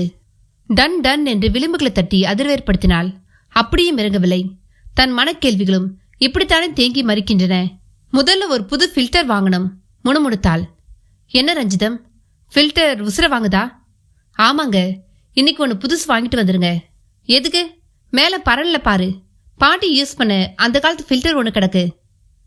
அந்த காலத்து ஃபில்டரா? ஆமா, அதுல காஃபி போட்டு 5 ரூபாய்க்கே கொடுத்துருக்காங்களாம், தெரியுமா? இரு, நானே எடுத்து தரேன். பிரகலாதன் படு பிரிஸ்காக ஒரு நாற்காலி தூக்கி போட்டு ஸ்டோர் ரூம் என்ற நாமக்காரணத்தோடு கிடக்கும் இருண்ட அறை ஒன்றில் பரணில் ஏற தொடங்கினான். ஐயோ பாத்து, அங்க லைட்டும் இல்ல ஒண்ணும் இல்ல. பெரிய லைட்டு. சின்ன வயசுல எத்தனை தடவை ஏறி இருப்பேன் தெரியுமா? அவன் பீத்தி கொண்டு வாய் மூடும் முன் பொதேல் என்று மரப்பெட்டி மேலிருந்து கீழே விழுந்தது. நொச்சி புழுதி குப்பென்று கிளம்பி அறையை வளைத்து பிடிக்க சப்தம் கேட்டு ஓடி வந்த ரஞ்சிதம் லொக்கு லொக்கு என்று இரும தொடங்கினாள். கோமாளி போல் ஒட்டடையும் அழுக்குமாக பிரகலாதனும் இறங்கி வந்தான். புழுதி படலும் அடங்கவும் வழிசிலாக பார்த்து சிரித்தான். போதும், வழியாதீங்க, போங்க. அவள் தலையில் எடுத்துக்கொண்டாள். பெட்டி ஆவென வாயை பிளந்து கொண்டு கண்ணில் பட்டது. உள்ளே கட்டுக்கட்டாக ஏதேதோ ஏடுகள், புத்தகங்கள். என்ன இது? சேலை முந்தியை செருகிக் கொண்டு அவற்றை கவனிக்க ஆரம்பித்தாள். அவ்வளவும் ஜங்கமர் காலத்தில் அவர் வாசித்த புத்தகங்கள், மந்திர சாஸ்திரம் தொடர்பான ஏட்டுக்கட்டுகள். தொடும்பொழுதே சில நொறுங்கி போனது. ஒரு புத்தகம் யட்ச பிரச்சனம் என்று மங்கிய சேப்பு வண்ணத்தோடு பல் இழைத்தது. புரட்டிய பொழுது உள்ளிருந்து ஒரு கடிதம். அந்த நாளைய இன்லாண்ட் லெட்டர் தான். தபாலில் சேர்க்கப்படாமல் எழுதி ஒட்டப்பட்ட நிலையில் அப்படியே இருந்தது. முகப்பில் கல்கத்தா முகவரி. ஹரிசங்கர் பிரசாத், சௌரங்கி அவென்யூ, ஆட்டா பஜார், கல்கத்தா என்கிற முகவரி. யார் இந்த ஹரிசங்கர் பிரசாத் என்ற கேள்வி எழும்ப கடிதத்தை பிரித்தாள். ஆங்கிலத்தில் எழுதப்பட்டிருந்தது. படிக்க படிக்க மனது தமிழ்படுத்திக் கொண்டே போனது. My dear Prasad, glad to receive your cover. அதை படிச்சதும் ரொம்ப சந்தோஷப்பட்டேன். லண்டன்ல நீயும் நானும் பழகின பழக்கம் என்ன சாதாரணமானதா? நீ இப்போ ஒரு லாயரா இருக்கிறத நினைச்சு ரொம்ப சந்தோஷம். மகாத்மா காந்தி கூட ஒரு நல்ல லாயர் தானே. ஆனா அவர் எங்க வேலை செய்விட்டோம். நீயாவது சின்சியரா வாதாடி நல்ல வக்கீலா வரணும். நிறைய ஏழைகளுக்காக வாதாடு. என்னடா ஒரு ஜமீன்தார் ஏழைகளுக்கு வக்காலத்து வாங்குறாருன்னு உனக்கு தோணும். பூர்வ ஜென்மத்துல நான் செஞ்ச சில புண்ணிய காரியங்கள் தான் இந்த ஜென்மத்துல நான் ஜமீன்தாரா பிறக்க காரணம். அப்ப நான் பரம ஏழை தெரியுமா உனக்கு? நான் இப்ப மந்திர சாஸ்திரம் கத்துக்கிட்டு வரேன். அதன் மூலமா எவ்வளோ உண்மைகள் தெரிய வந்திருக்கு. குறிப்பா உயிர்களை பற்றின ரகசியம். அதோட பாதை எல்லாமே புரிய வந்திருக்கு. அதையெல்லாம் உனக்கு சொல்லி புரிய வைக்க முடியாது. அனுபவிச்சுதான் தெரிஞ்சுக்கிறோம். நான் இப்ப துர ஆத்மாக்களை கட்டுப்படுத்துற மந்திர பயிற்சியில் இருக்கேன். என்னவோ தெரியல, இதை நான் கத்துக்க ஆரம்பிச்ச பிறகு என்னோட சௌந்தரியமே என்னை விட்டு போயிடுச்சு. அந்த துர ஆத்மாக்களுக்கும் பேய் பிசாசுகளுக்கும் மனுஷனை துன்புறுத்தி பார்க்கறதுல அப்படி ஒரு ஆசை. ஆனா அப்படியெல்லாம் சுலபமா துன்புறுத்திட முடியாது. பேய் பிசாசுகளால் துன்பம் நமக்கு வரணும்னா நாம் அதை விட கொடுமையா நடந்து பாவம் செய்திருக்கணும். இதெல்லாம் ஜாதகத்தை பார்த்தா கண்டுபிடிச்சிடலாம். உனக்கு என் பேச்சு வியப்பா இருக்கும். அதுலேயும் எனக்கு விஞ்ஞான பார்வை இருந்த காலம் மாறி போச்சு. மந்திர சாஸ்திரம் என்னை ரொம்பவும் கவர்ந்ததால அதுல இறங்கினேன். இந்த விஷயத்துல ஜக்கமா தான் என் காவல் தெய்வம். அவளுக்கு கோவிலும் கட்டியிருக்கேன். இருந்தாலும் எங்க குல தெய்வமான ரங்கநாத சுவாமியை நான் விட்டுடல. நான் இப்ப பழைய ஜங்கமன் இல்ல, புது ஜங்கமன். ஆனா எனக்கு வாச்ச மனைவியோ என்னத்த சொல்ல. மனைவியாவது பரவாயில்ல, நான் சபலத்தால இடம் கொடுத்துட்ட ஜெயந்தியும் சரியில்லை. நீ அந்த மாதிரி யார்கிட்டையும் மாட்டிக்காத. அதே போல மந்திர சாஸ்திர பக்கமும் வந்துடாத. என் சந்ததிகளோ வாரிசுகளோ யாரும் இந்த பக்கம் வந்துடக்கூடாதுன்னு நான் விரும்புகிறேன். உண்மையில் மனிதாபிமானமுள்ள நாத்திகனாய் இருக்கிறதான் ஆரோக்கியம். பாத்தியா, நான் பாட்டுக்கு எதுதோ பேசிக்கிட்டே போறேன். என்கிட்ட மனசு விட்டு பேச இங்க யாருமே இல்லை. அதான் உன்கிட்ட இவ்வளவையும் கொட்டிட்டேன். என்னை ஜமீன்தாரா ராஜாவா பார்த்தவங்க இப்ப மந்திரவதியா பார்க்க ஆரம்பிச்சிட்டாங்க. போகட்டும், எல்லாம் என்னோட போகட்டும். நீ ஒரு முறை வாயேன், வந்து என்னை பார். ரொம்பவே ஆச்சரியப்படுவ. அப்ப நேர்ல இன்னும் பல விஷயங்களை சொல்றேன். உன் அன்புள்ள நண்பன் ஜங்கமராஜ். கடிதத்தை படிச்சு முடிச்ச ரஞ்சிதம் அடப்பமான மனநிலையோடு எழுந்தாள். போய் முகம் கழுவி முடித்து துண்டும் கையுமாக திரும்பியிருந்தான் பிரகலாதன். என்ன ரஞ்சிதம், எதை பார்த்துட்டு இருக்க? ஒண்ணுமில்லைங்க. கடிதத்தை புத்தகத்தில் வைத்து மூடினாள்.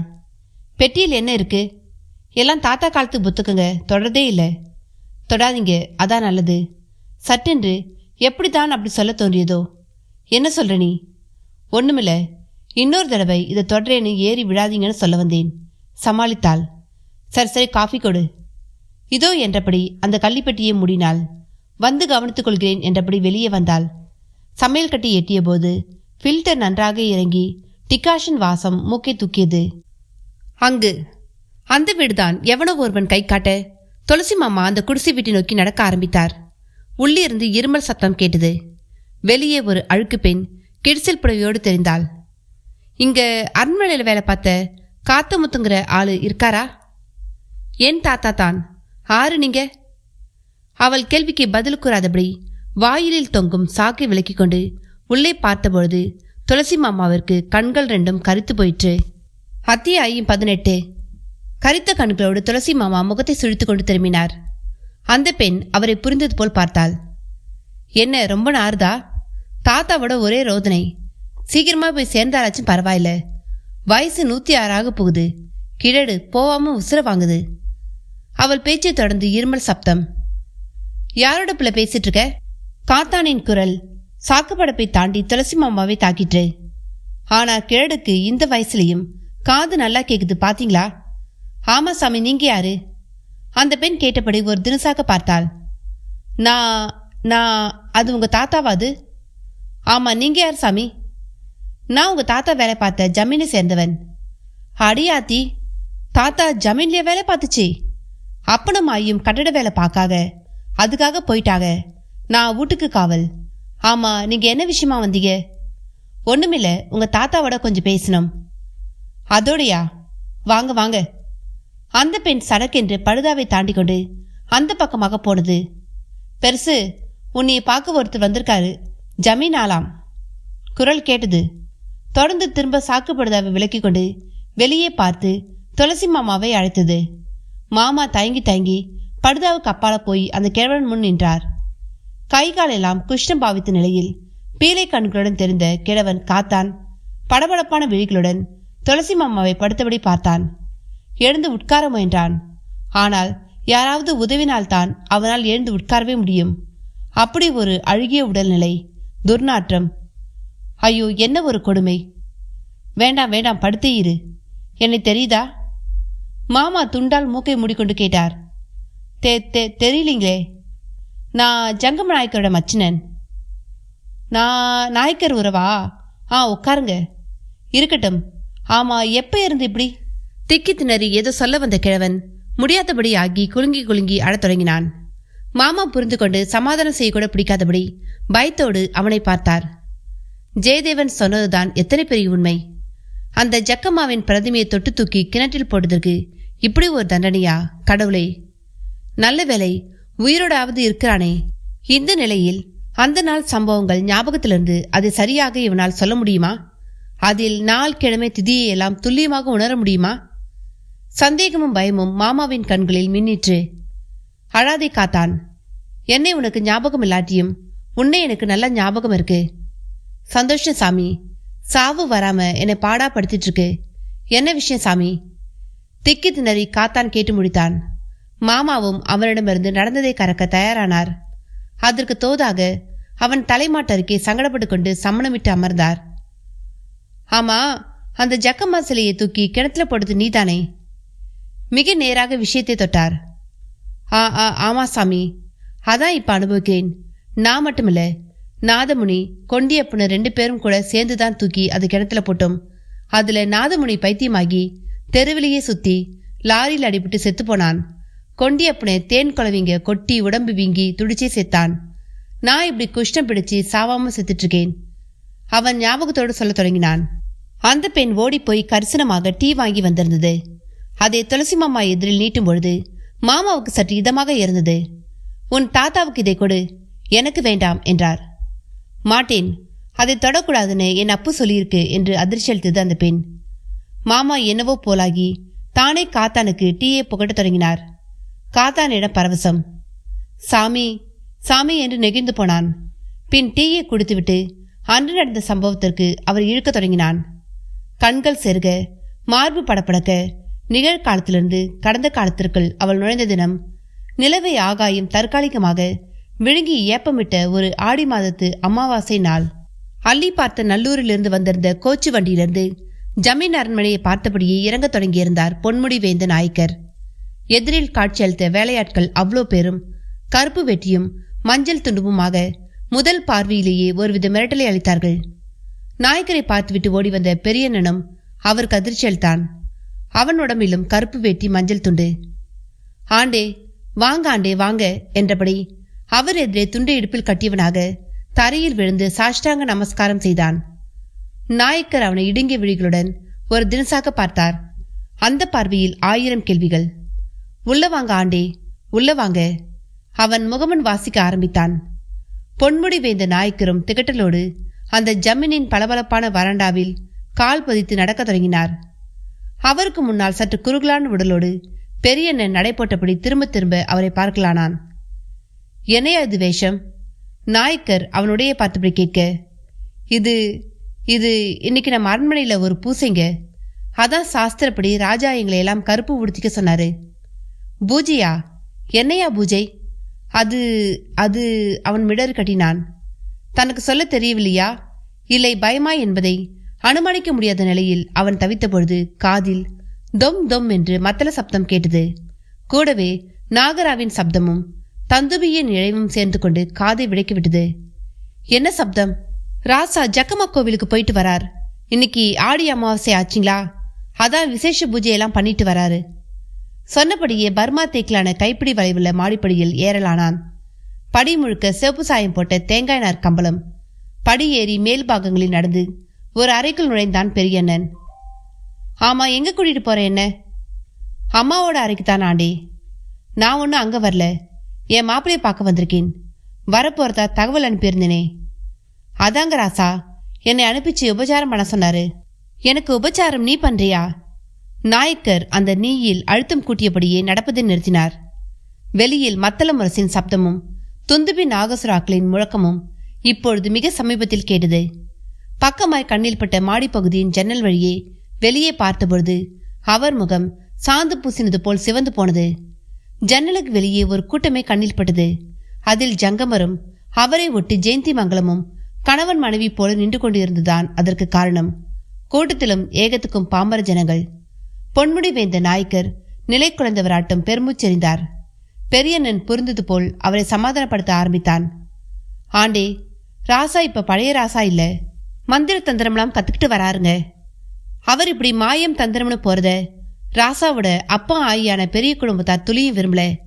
அதனால அவங்க சொல்லி சொல்லி பார்த்து கேட்காக எப்படியோ போன்னு கை கழுவிட்டாங்க. இப்பொழுதைக்கு அவருக்கு எல்லாம் அந்த ஒண்ட வந்த பிடாரி ஜெயந்தி மங்கலம் தாங்க. பெரியண்ணன் வித்தியாசமாக பேசுவதில் அவரிடமும் சற்று ஆச்சரியம். ஆமா, அவளை கல்யாணம் பண்ணிக்கிட்டாரா? இல்லைங்க, என்னவோ அந்த ஒரு விஷயத்துல மட்டும் ராசா தயக்கம் காட்டுறாரு. அதுவோ தினமும் தன் கழுத்துல ஒரு தாலியை கட்டுன்னு உசுர வாங்கிட்டு தான் இருக்கு. இப்போ கூட ஜக்கம்மா கோவில்ல ஏதோ யாகமெல்லாம் பண்ணி பூஜை நடத்த அதான் காரணம். ராசாவே சும்மா இருந்தாலும் அது விட மாட்டேங்குது. அதுவும் அவர் கூட சேர்ந்து மாய மந்திர சமாச்சாரங்களை எல்லாம் கத்துக்குதுங்க. இதுக்கு ஒரு முடிவு காட்டணும் தான் நான் உங்களை வர சொல்லி தகவல் தந்தேன். பெரியண்ணன் மெல்ல ஒரு பயங்கரத்தை இனம் காட்டுவது போல் சுற்றி சுற்றி பார்த்து கொண்டே சொல்லி முடித்தான். என்னவே சமஸ்தானம் இது? என்னாச்சு உன் ராசாக்கு? லண்டன் போய் படிச்ச ஆளா இவன்? நான் இதை ஒரு பெரிய ஜமீனான்னு நினைச்சு மோசம் போயிட்டேன். அந்த ஆள் புத்தி ஏன் இப்படியெல்லாம் போகுது? பொன்முடி வேந்த நாயக்கர் எட்டுத்துக்கும் கேட்கும்படியாக கத்தினார். ஆண்டே, ஆண்டே, அமைதி ஆண்டே. இங்க இந்த குந்தானிக்கு எதிரா யார் பேசினாலும் அவங்களுக்கு அவ ஏதாவது செய்வினை செஞ்சிடறா. நான் மனசுல நெருப்போடையும் வெளியில அதை மூடி வச்சும் தருணத்துக்காக காத்துட்டு இருக்கேன். ஒரு வகையில ராணிமாவும் நீங்களும் ஒதுங்கி இருக்கிறதும் இங்க இவ கொட்டமடிக்க காரணம். ராணிமாவை இங்க வர சொல்லுங்க. எதுக்கு? அவளுக்கும் இவ எதையாவது பண்ணி ஒரு வழி பண்ணவா? இப்படி பயந்து நீங்கள் எல்லோரும் ஓரமா ஒதுங்கி கிடக்கிறது தான் இவ இங்க ஆட்டம் போட காரணமே. பாத்தீங்களா, இந்த உடுப்பு பூஜைக்காக மட்டுமல்ல, இதை நாங்க போட்டுக்கிட்டு அவளுக்கு எதிராக எது நினைச்சாலும் அவளுக்கு தெரிஞ்சிடும். அதுக்கும் தான். பெரியண்ணன் பேச்சு நாயக்கரை பெரிதும் அதிர செய்தது. என்னையா சொல்ற? நெசமாவா? அவர் கேட்ட மறுநொடி நல்ல பருமனான பெண் ஒருத்தி பார்க்க கம்பளத்துக்காரி போல கொண்டையும் கோலுமாக அங்கே பெரியண்ணன் என்றபடி வந்து நின்றாள். பெரியண்ணன் அவளை பதற்றத்துடன் பார்த்தான். ராணி உன்னை கூப்பிட்டாக என்ற அவள் நாயக்கரையும் ஒரு தினசாக பார்த்தாள். பின் அங்கிருந்து கிளம்பியும் போனாள். ஆண்டே, பாத்தீங்களா, இங்க தொட்ட இடமெல்லாம் மந்திர கட்டி இருக்கு. என்னை அவ கூப்பிட்டு இப்ப எது வேணா செய்யலாம். தெரிஞ்சுதான் நான் பேசினேன்.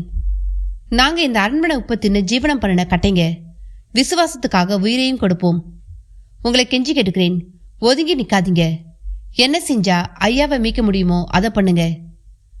மருது சொக்கநாத கோயிலுக்கு ஒரு ஐயர் சாமி வந்திருக்காராம்.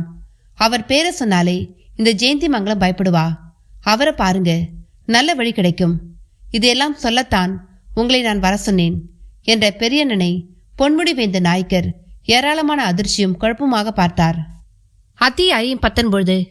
பயத்தோடு புறப்பட்டு சென்ற பெரியண்ணனை தொடர்ந்து பொன்முடி வேந்த நாயக்கர் தீவிர சிந்தனையுடன் குறுக்கு நெடுக்கும் நடக்கத் தொடங்கினார்.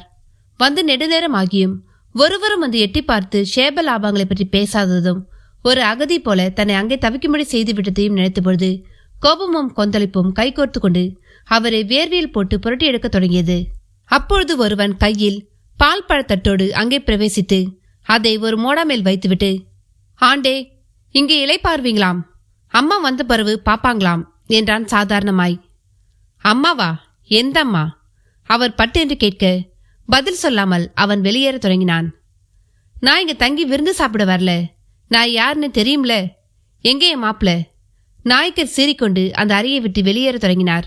ஜபல்பூர் தோல் செருப்பு ரெண்டும் தரைக்கருங்களில் தேய்ந்து தும் தும் என்றும் கைச் கைச் என்றும் சப்தமிட அவன் நடந்த நடையில் அந்த ஜமீன் மாளிகையை நடுங்க தொடங்கியது. எதிரில் கருப்பு அங்கிகளில் தெரிந்த பலரும் அதை பார்த்து ஒதுங்கி நிற்க அவரது பார்வை நாலா பக்கமும் துராவியபடி ஜங்கமர் இருக்கும் இடம் தேடி செல்கிறது. ஜங்கமர் பூஜை அறையில் ஒரு ஜாதிகாய் பலகை மேல் அமர்ந்து கண்களை மூடிக்கொண்டிருந்தார். எதிரில் திமிலோகமாய் விக்கிரகங்கள், அதற்கு பூமாலைகள், தூபதீப வாசத்தோடு புகை மேகங்கள். உள்ளே நுழைந்த பொன்முடி வேந்த நாயக்கர் ஜங்கமரை அங்கே பார்க்கவும், பார்த்த விதத்தில் அதிர்ச்சி சரல் என்று கண்களில் ஏறிட அவரையே யாரோ தடுப்பது போல் தடுத்தும் நிறுத்தியது. ஜங்கமரின் நெற்றியில் விபூதி, குங்குமம், சந்தனம், செந்தூரம் என்கிற எல்லாம் கடந்து கருப்பாய் மைவட்டம் ஒன்று, புருவமும் ஏகத்துக்கு கருத்து, கண்ணை நிரடியது. அத்தனை மைப்பூச்சி. தலைமொழியை திருத்தவில்லை அவர் என்பதற்கு கட்டியமாக தோலை கடந்து விட்டிருந்த சிகை. லண்டனில் இருந்து வந்து இறங்கிய பொழுது பார்த்த அந்த முகம் கணத்தில் மனதில் நிமிர்ந்து எழுந்தது. கோட்டும் சூட்டுமாய் கிராப்பு தலையுமாக ஒரு நவநாகரிக இளைஞனாக தெரிந்து இளமைக்கு பதவுரை எழுதிய மனிதனாய் இன்று இங்கே இப்படி. மாப்ள, குரல் வெட்டுகிறது. கண் விழிக்கிறார் ஜங்கமர். என்னையா இது அநியாயம்? ஒரு ஜமீன்தார் வந்திருக்கேன், பத்தாததுக்கு மாமனார் உறவு முறை வேற, ஒரு கட்டியம் இல்ல, வரவேற்பில்ல. எனக்கு என்னன்னு எல்லோரும் பாக்குறாங்க. என்ன நடக்குதுங்க? கோட்டை நாயக்கர் குடும்பம் விருந்துக்கும் விருத்தத்துக்கும் பேர் போன குடும்பம்னு சொல்லுவாங்க. எல்லாம் எங்கவே போச்சு? இங்க என்னதான் நடக்குது? தாளமாட்டாதபடி இறைந்து கத்தினார் பொன்முடி வேந்த நாயக்கர். ஆனால் ஜங்கமரிடமோ துளிக்கூட பதிலுக்கு அதிர்ச்சியோ பரபரப்போ இல்லை. உட்காருங்க மாமா என்றார் இதமாக. அடே எப்பா, மனசு வந்துருச்சே என உட்கார சொல்ல. ஏ மாப்பிள, என்ன மாப்பிள இது கோலம்? எப்படி இருந்தீங்க? இப்படியா பக்கரியாட்டம் மந்திரக்காரனாவீங்க? இந்த இழவெல்லாம் நமக்கு எதுக்கையா? என்ன இல்லைன்னு இந்த சனினை போய் பிடிச்சிங்க? இதெல்லாம் சந்ததி இல்லாதவன், சாவோடு செத்தவன் வேலையாச்சே, நமக்கு அடுக்குமாயா? ஒரு வேலைக்காரிய தொட்டு வச்சுக்கிட்டது கூட எனக்கு பெருசா படல மாப்ள. நீங்க இப்படி உருமாறி பாதி மாறி நிக்கீங்க பாருங்க. இதுதான் என் நெஞ்ச குத்துது, இதுதான் என் நெஞ்ச குத்துது. நாயக்கர் கண்களில் கரகரவென்று கோடு போட தொடங்கியது கண்ணீர். மாமா, எதுக்கு இப்படி உணர்ச்சி வசப்படுறீங்க? கொஞ்சம் பொறுமையா நான் சொல்றதை கேளுங்க. துளி கூட பதட்டமே இல்லாமல் ஜங்கமர் பதில் சொல்ல தொடங்கினார். என்னத்தை கேட்கறது? நீங்க சொல்ற எந்த சமாதானமும் எனக்கு வேண்டாம். கடைசியா உங்களுக்கு ஒரு சந்தர்ப்பம் தரேன். இந்த இழவெடுத்து எல்லாத்தையும் தூக்கி எறிஞ்சு போட்டுட்டு என் கூட வாங்க. இந்த மனையும் மக்களும் மற்ற செல்வங்களும் நீங்க தொட்டு பிடிச்சிங்களே ஒரு மவராணி, அவளுக்கே சேரட்டும். என் ஜமீன் இருக்கு, அரசாங்கத்துக்கு கொடுத்தும் 8 திக்கும் பறந்து கிடக்குதையா. அள்ளி பாரித்த நல்லூர் ஜமீன், அது நீங்களே கட்டி ஆளுங்க. அங்க வாயும் வயிறுமாய் இருக்காயா உம் அரும சம்சாரம்? கேவலோடு கெச்சலாக துடித்தது நாயக்கர் உதடுகள். ஜங்கமர் அவரை சலனமின்றி துறவை போல் தொடர்ந்து வெறித்து பார்த்தார். இப்படி பார்த்தா எப்படி? புறப்படுங்க. இங்கே இருந்தா அம்புட்டுதான். பெரிய ஜமீன், நாச்சியாரம்மா, தலை கட்டுக எல்லோரும் உம்மை விட்டு பிடிக்காம போகலாம். ஆனா என்னால முடியாது. ஏனா நான் பொண்ணை கொடுத்தவன். திரும்பவும் கேவலோடு கெச்சலாக எச்சில் ஒழுக துடித்தது நாயக்கர் உதடுகள். ஊடை இடை வெட்டியது. காட்டு நாய்களின் குறைப்பு சத்தம் செவிப்பறை அதிர்ந்தது. பல நாய்கள் ஒன்று கூடி குறைக்கும் சப்தம் பகீர் என்றது. எங்கிருந்து வருகிறது? திரும்பி பார்த்தவர் அந்த அரை ஜன்னலை நெருங்கி வெளியே பார்த்தபொழுது பெரியண்ணன் அந்த மாளிகையின் பக்கவாட்டில் தோட்டப்பாதையில் ஓடிக்கொண்டிருந்தான். அவனை துரத்தி கொண்டிருந்தன 5-6 நாய்கள். ஐயோ, என்ன இது கொடுமை! அவர் பதற கச்சிதமாக அறைக்குள் நுழைந்து கொண்டிருந்தாள் ஜெயந்தி மங்கலம். அவள் நெற்றிலும் மைவட்டம். அவளையும் வெளியேயும் மாறி மாறி பார்த்த ஜங்கமரை அவள் இமைக்க கூட விருப்பமில்லாதபடி வெறித்தாள். பின் என்ன இங்க சத்தம் என்றாள் நிதானமாக. சத்தமா? அடியே, யார பார்த்து பேசுற? நான் அரசண்டி, ஒண்ட வந்த பிடாரி. நரநரம் என்ற பருக்களோடு எகிரினார் நாயக்கர். மாமா, வார்த்தைகளை அளந்து பேசுங்க. சற்றென்ற குறுக்கு வாக்கிலிருந்து அதுவும் அதட்டலோடு குரல் கொடுத்தார் ஜங்கமர். அதுவரை பாந்த பதமாக சன்னியாசியாட்டம் பேசியவரா இப்படி? மாப்ள, நீங்களா? நானே தான். மரியாதையே பேசுங்க. ஆமா, திரும்ப சொல்றேன், மரியாதையா பேசணும். சரிதானே மங்களம்? மரியாதையா பேசணும் சொல்லிட்டேன். ஆமா, நீ போ மங்களம், நான் பாத்துக்கிறேன். நீ போ போ.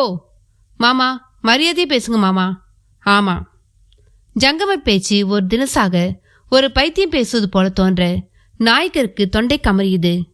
ஜங்கமர் எந்த அளவு அவள் பிடியில் அடங்கி ஒடுங்கி கிடக்கிறார் என்பது அந்த கணத்தில் உரைக்க தொடங்க மங்களம் அவரது கலங்கிய முகத்தை பார்த்து இருமாப்போடு சிரித்தாள். பின் ஒழுங்கா ஊர் போய் சேருங்க. இன்னொரு தடவை இங்க வந்து அதிகாரமா பேசுற வேலையெல்லாம் வச்சுக்காதீங்க. ஒதுங்கி போயிட்டா உங்களுக்கு, உங்க பொண்ணுக்கு, எல்லோருக்கும் நல்லது. இல்லனா? அவள் கைகளை சொடுக்கி சொன்ன விதத்தில் அனல் பறந்தது. வெளியே நாய்களின் குறைப்பு கூடவே பெரியண்ணன் அலறலும் மிக தேய்ந்து போய் ஒரு தினசாக காதில் விழுந்து அவரை அப்படியே இறுக்கி கட்டியது. இனி இங்கே பேசுவதில் எந்த பலனும் இல்லை என்பது புரிந்து போயிற்று. பெருமூச்செறிய வெளியே வந்தார். மாளிகை வாயிலுக்கு வந்து நின்றவர் திரும்பி பார்த்தபொழுது நாய்கள் பெரியண்ணனை துவசம் செய்து முடித்துவிட்டு திரும்பிக் கொண்டிருந்தன. அவனையும் கூட ஒரு சிவப்பு மூட்டையாக சிலர் தூக்கி சென்றபடி இருந்தனர். கோச்சு ஓட்டி அவரை பரிதாபமாக பார்த்தான். ஏறி அமர்ந்தான். அது திரும்பவும் அள்ளி பறித்த நல்லூர் நோக்கி ஓடத் தொடங்கியது. குதிரையின் வாய் எண்ணங்களில் நுரை ததும்ப முகப்பு மண்டலத்தில் தேங்கி நின்றது கோச்சு வண்டி. கோச்சு ஓட்டி இறங்கி நாயக்கர் கீழிறங்கி வேண்டி திரைச்சிலியை விளக்கத் தொடங்கினார். வழக்கமாக உடனேயே அந்த ஜபல்பூர் செருப்பு கால் ஒன்று வெளியே தெரிய தொடங்கும். ஆனால் நாயக்கர் அமர்ந்தபடியே இருந்தார். கோச்சு ஓட்டி உள்ளே பார்வையை விட்டான். பதிலுக்கு கை கால்கள் கோணிக்கொண்டவராக ஒரு சப்பானி போல் நாயக்கர் அவனை பார்த்தார். ஆண்டே, என்ன ஆண்டே, என்ன ஆச்சி? பதறினான். சப்தம் பணியாட்களையும் கார்வார்களையும் ஞானமணி கோகிலத்தையுமே வாசலுக்கு இழுத்து வந்தது. என்ன ஆச்சி? ஆண்டைக்கு ஒரு கையும் ஒரு காலும் இழுத்து கிடுச்சு. அந்த மாயக்காரித்தான் ஏதோ பண்ணிவிட்டா. என்ன சொல்ற? அலறினாள் கோகிலம். ஐயோ ராணிமா, நான் என்னென்ன சொல்வேன், எதைன்னு சொல்வேன்? அந்த பெரியண்ணன் பேச்சை ஜமீன் அழைப்பா நம்பி ஆண்டே போனது பெருங்குற்றமா போச்சே. அங்கே என்னென்னமோ நடக்குதம்மா. ஆண்டேவை அந்த வப்பாட்டி மிண்ட வகை தொகை இல்லாம மிரட்டி அனுப்பிட்டா. அவ மருந்து வச்சதால ஜங்கம நாயக்கரும் அவ சொல்றதுக்கெல்லாம் ஜால்ரா போட்டு ஆண்டேவை அவரும் வெளியே துரத்திட்டாராமா. மருந்து வச்சதாலனா? அப்படிதான் ராணிமா அங்கே பேசிக்கிட்டாங்க. ஒரு மிளகு அளவு மருந்தாம் அது. அது யாருக்கு கொடுக்கறோமோ அவங்க கொடுத்தவங்க என்ன சொன்னாலும் கேட்பாங்களாம். அதுவும் வயிற்றுல தங்கி இருந்து செரிக்காம உடம்பை உருக்கி எடுக்குமாம். கோச்சு ஓட்டி சொன்னதில் புரிபடாத மர்மங்கள் அவன் கதறலோடு தொடர்ந்தான். ராணிமா, ஆண்டவை கூப்பிட்டு அனுப்பின பெரியண்ணனையும் அந்த வைப்பாட்டி நாய்களை விட்டே கடிச்சு குதிர விட்டு கொண்டுட்டா. அவளை பார்த்தாலே எல்லோரும் நடுங்குறாங்கம்மா. நான் என்னத்தம்மா சொல்லுவேன்? கோச்சு ஓட்டி சொல்ல சொல்ல ஞானமணி கோகிலத்தின் குருதி போக்கில் ஒரு அசாதாரண அழுத்தம். அதன் எதிரொலியாக அவளது காது மடல் கூட துடிக்கத் தொடங்கியது. முதல் காரியமாக பொன்முடி வேந்த நாயக்கரை அழைத்து சென்று இல்லை இல்லை சுமந்து சென்று படுக்கையில் கிடத்தியவள் ஒரு முடிவு கட்டியே தீர்வது என்கிற பாவனையோடு புறப்படத் தொடங்க நாயக்கரின் செயல்படும் இடக்கரம் அவளை இழுத்து பிடித்தது. என்னப்பா? போ போ போகாதே, எல்லாம் கைமீறி போயிடுச்சு. அவளை உன்னால ஒன்னும் பண்ண முடியாது. மாப்பிள்ள போக்குல போய் அவளே இப்ப பெரிய மந்திர தந்திரம்லாம் பண்றா. என்னை பார்க்கும்பொழுது கூட இந்த கை காலத்தான் வெறிச்சு வெறிச்சு பார்த்தா. அதுக்கு அர்த்தம் என்னன்னு எனக்கு அப்ப தெரியல. ஆனா இப்ப தெரிஞ்சு போச்சு. அந்த ஆளும் இனி திருந்தி வரமாட்டான். வர வாய்ப்பும் இல்லை. மொத்தத்துல உன் வாழ்க்கைய அப்பா நானே பாழாக்கிட்டேமா, நானே பாழாக்கிட்டேன். நாயக்கர் கேவினார். அவளும் பதிலுக்கு கலங்கினாள். அப்பொழுது அவருக்குள் மீனாட்சி அம்மன் கோவிலின் தற்சமயம் தங்கியிருக்கும் ஒரு சுவாமிகளை பெரியண்ணன் பார்க்க சொன்னது ஞாபகத்தில் வந்தது. அம்மாடி, ஒரே ஒரு வழி இருக்கு என்றார் கோட்டுவாய் எச்சில் ஒழுகளோடு. அத்தியாயம் 20. ஞானமணி கோகிலம் தன்னை தடுத்ததோடு ஒரு வழி இருக்கு என்று சொன்ன பொன்முடி வேந்த நாயக்கரை பட்டுப்பூச்சி போல கண்கள் படபடக்க பார்த்தாள். ஞானா, ஒரு வழி இருக்குடா. அந்த வழியை விட்டா வேற கதியே இல்லை நமக்கு. அவர் குரலில் ஈனசுரம். என்னப்பா அது? மதுரையில மீனாட்சி சுந்தரேஸ்வர் கோவில்ல ஒரு பிராமண சன்னியாசி வந்து தங்கியிருக்காராம். அவர்னா அந்த ஜெயந்தி மங்கலத்துக்கு அவ்வளோ பயமாம். அவரை பார்த்தா ஏதாவது வழி கிடைக்கும்னு சொன்னான் அந்த பெரியண்ணன். பெரியண்ணன் சொன்னதை சொல்லும் பொழுதே கண்ணக்கதுப்பில் தண்டவாளம் போல கோடு போட்டது கண்ணீர். நாயக்கர் அழுது ஞானமணி கோகிலம் பார்த்ததே இல்லை. ஆட்சி அதிகாரம் சொத்து பத்து என்று எல்லாவற்றையும் இந்திய அரசாங்கம் எடுத்துக்கொள்ளப் போவதாக தகவல் வந்தபோது கூட அவர் நிலை குலையவில்லை. ஒரு பொட்டு கண்ணீர் விடவில்லை. ஆனால் இப்பொழுது மகளுக்காக அவர் உருகுவதை பார்க்கும்பொழுது அந்த மகள் முகமும் இடி விழுந்தாற்போல் கலங்கி போயிற்று. இவரிடம் இதிலெல்லாம் தனக்கு நம்பிக்கையில்லை என்று கூறாமல் இவர் பேச்சை கேட்பதுதான் நல்லது என்றும் தோன்றியது. கோகிலத்துக்கும் மனோதிடம் அதிகம். எத்தனை தான் அழுந்த புதைந்தாலும் புதைக்கப்பட்ட இடத்தையே பயன்படுத்தி கொண்டு அதையே பிளந்து கொண்டு மரமாய் நிமிர்ந்து எழும் விதையை போன்றது அவள் மனது. அடுத்த நொடியே மீனாட்சி சுந்தரேஸ்வரர் ஆலயத்திற்கு போய் அந்த சன்னியாசியை சந்திப்பது என்று தானும் வருவதாக கூறி அவரை சந்திக்க தயாரானார். அதற்கேற்ப சாரட்டும் தயாராகியது. 2 செவிலி பெண்களும் அந்த சாரட்டில் அவர்களுக்கு பின்னால் ஏறிக்கொண்டனர். அந்த சன்னியாசியை சந்திக்கும் பொழுது வெறும் கையோடு சந்திக்க வேண்டாம் என்று உத்தேசித்து 108 பவுன் காசு மாலை ஒன்றை அவர் வணங்கி வழிபடும் அம்பிகைக்கு காணிக்கையாக தந்துவிட முடிவு செய்து அந்த காசு மாலையையும் கையில் எடுத்துக்கொண்டார் நாயக்கர். சாரட் குதிரைகள் ஓடத் தொடங்குகின்றன. மதுரை மங்கம்மாள் போட்ட சாலைகளில் நல்ல நீல அகலம். முன்பு மண்பாதையாக இருந்த ஆவணி வீதிகளில் இப்பொழுது காரை போடப்பட்டு இருந்தது. அதன் மேல் சைக்கிள்களில் போவோரும் வருவோருமாக பலர் இருக்க கார்களும் அவ்வப்பொழுது வந்து போய்க் கொண்டிருந்தன. நாயக்கர் காலத்தில் புறவிகள், இப்பொழுது அந்த இடத்தில் சைக்கிள்கள். வாயில்லா ஜீவன்களுக்கு உலோகங்கள் கருணை செய்துவிட்டன. கோவிலை ஒட்டிய பட்டியர் கற்களால் வேயப்பட்ட ஆடி வீதியில் பெரியதாக ஒரு வன்னி மரம், அதன் கீழே கூட ஒரு பிள்ளையார். வன்னியில்லா கோவில் அந்நியமாகும் என்பதற்கேற்ப பெரிய அளவில் கிளை விட்டிருந்த அந்த மரத்தை ஒட்டி வடக்கு கோபுர வாசல். அதன் வழியாக உட்புகுந்து இடதுபுறமாக திரும்பினால் 1000 கால் மண்டபம் கண்ணில் படும். அங்கே தான் அந்த சந்நியாசியும் தன் பரிவார கூட்டத்தோடு தங்கியிருந்தார். காசியிலேயே மடமும் நாடு முழுக்க அதன் கிளைகளும் பக்தர் கூட்டத்தையும் கொண்டிருந்த அவரை தரிசிக்க அன்று எல்விழ இடமில்லாதபடி ஒரு கூட்டம். மதியம் போல் தீர்த்தம் தருவார். அதை பருகுவது தோஷ நிவர்த்தி என்பது பொதுவான நம்பிக்கை. மெலிந்த உருவமும் பளிச்சென்ற முகமுமாக அவரை தரிசிக்க கூட்டமும் அலைமோதி கொண்டிருந்தது. கூட்டத்தை பார்த்த ஞானமணி கோகிலத்துக்கு தலையை சுற்றியது. இதில் அந்த சன்னியாசியை அந்தரங்கமாக சந்தித்து ஆசியும் ஆலோசனையும் பெறுவது சாத்தியமா? கேள்வி தலை தூக்கிய பொழுது அதற்கு அவசியமே இல்லை என்கிற மாதிரி ஒரு பிராமணர் அவர்களை நோக்கி வந்தார். நாயக்கரை பார்த்து கேட்டார், நீங்கோ ஜமீன்தார் தானே? ஆமாம். நாயக்கரும் ஆமோதித்தார். என் பின்னாலேயே வாங்கோ. சுவாமிகள் நீங்க வந்திருக்கிறத சொல்லி அழைச்சிட்டு வர சொன்னார். நீங்க மட்டும்தான் வரலாம், உங்க பரிவாராதிகள் வேண்டாம். நாயக்கருக்கு புல்லரித்தது. ஆமா, நாங்க வந்திருக்கிறது அவருக்கு எப்படி தெரியும்? அவர் 3 காலத்தையும் அளக்கிறவர். இதென்ன, நீங்க வாங்கோ. கூட்டத்தை ஒதுக்கி கொண்டு முன்னேறி அந்த சன்னியாசி அமர்ந்திருக்கும் ஒரு படுதா கட்டிய அறைக்குள் நுழைய அவர் ஒரு பலகை மேல் குத்து காலிட்டு அமர்ந்தபடி ஜபித்துக் கொண்டிருந்தார். சுவாமிகளோடு ஆங்ஞைப்படி இவாளை அழைச்சிட்டு வந்துட்டேன்.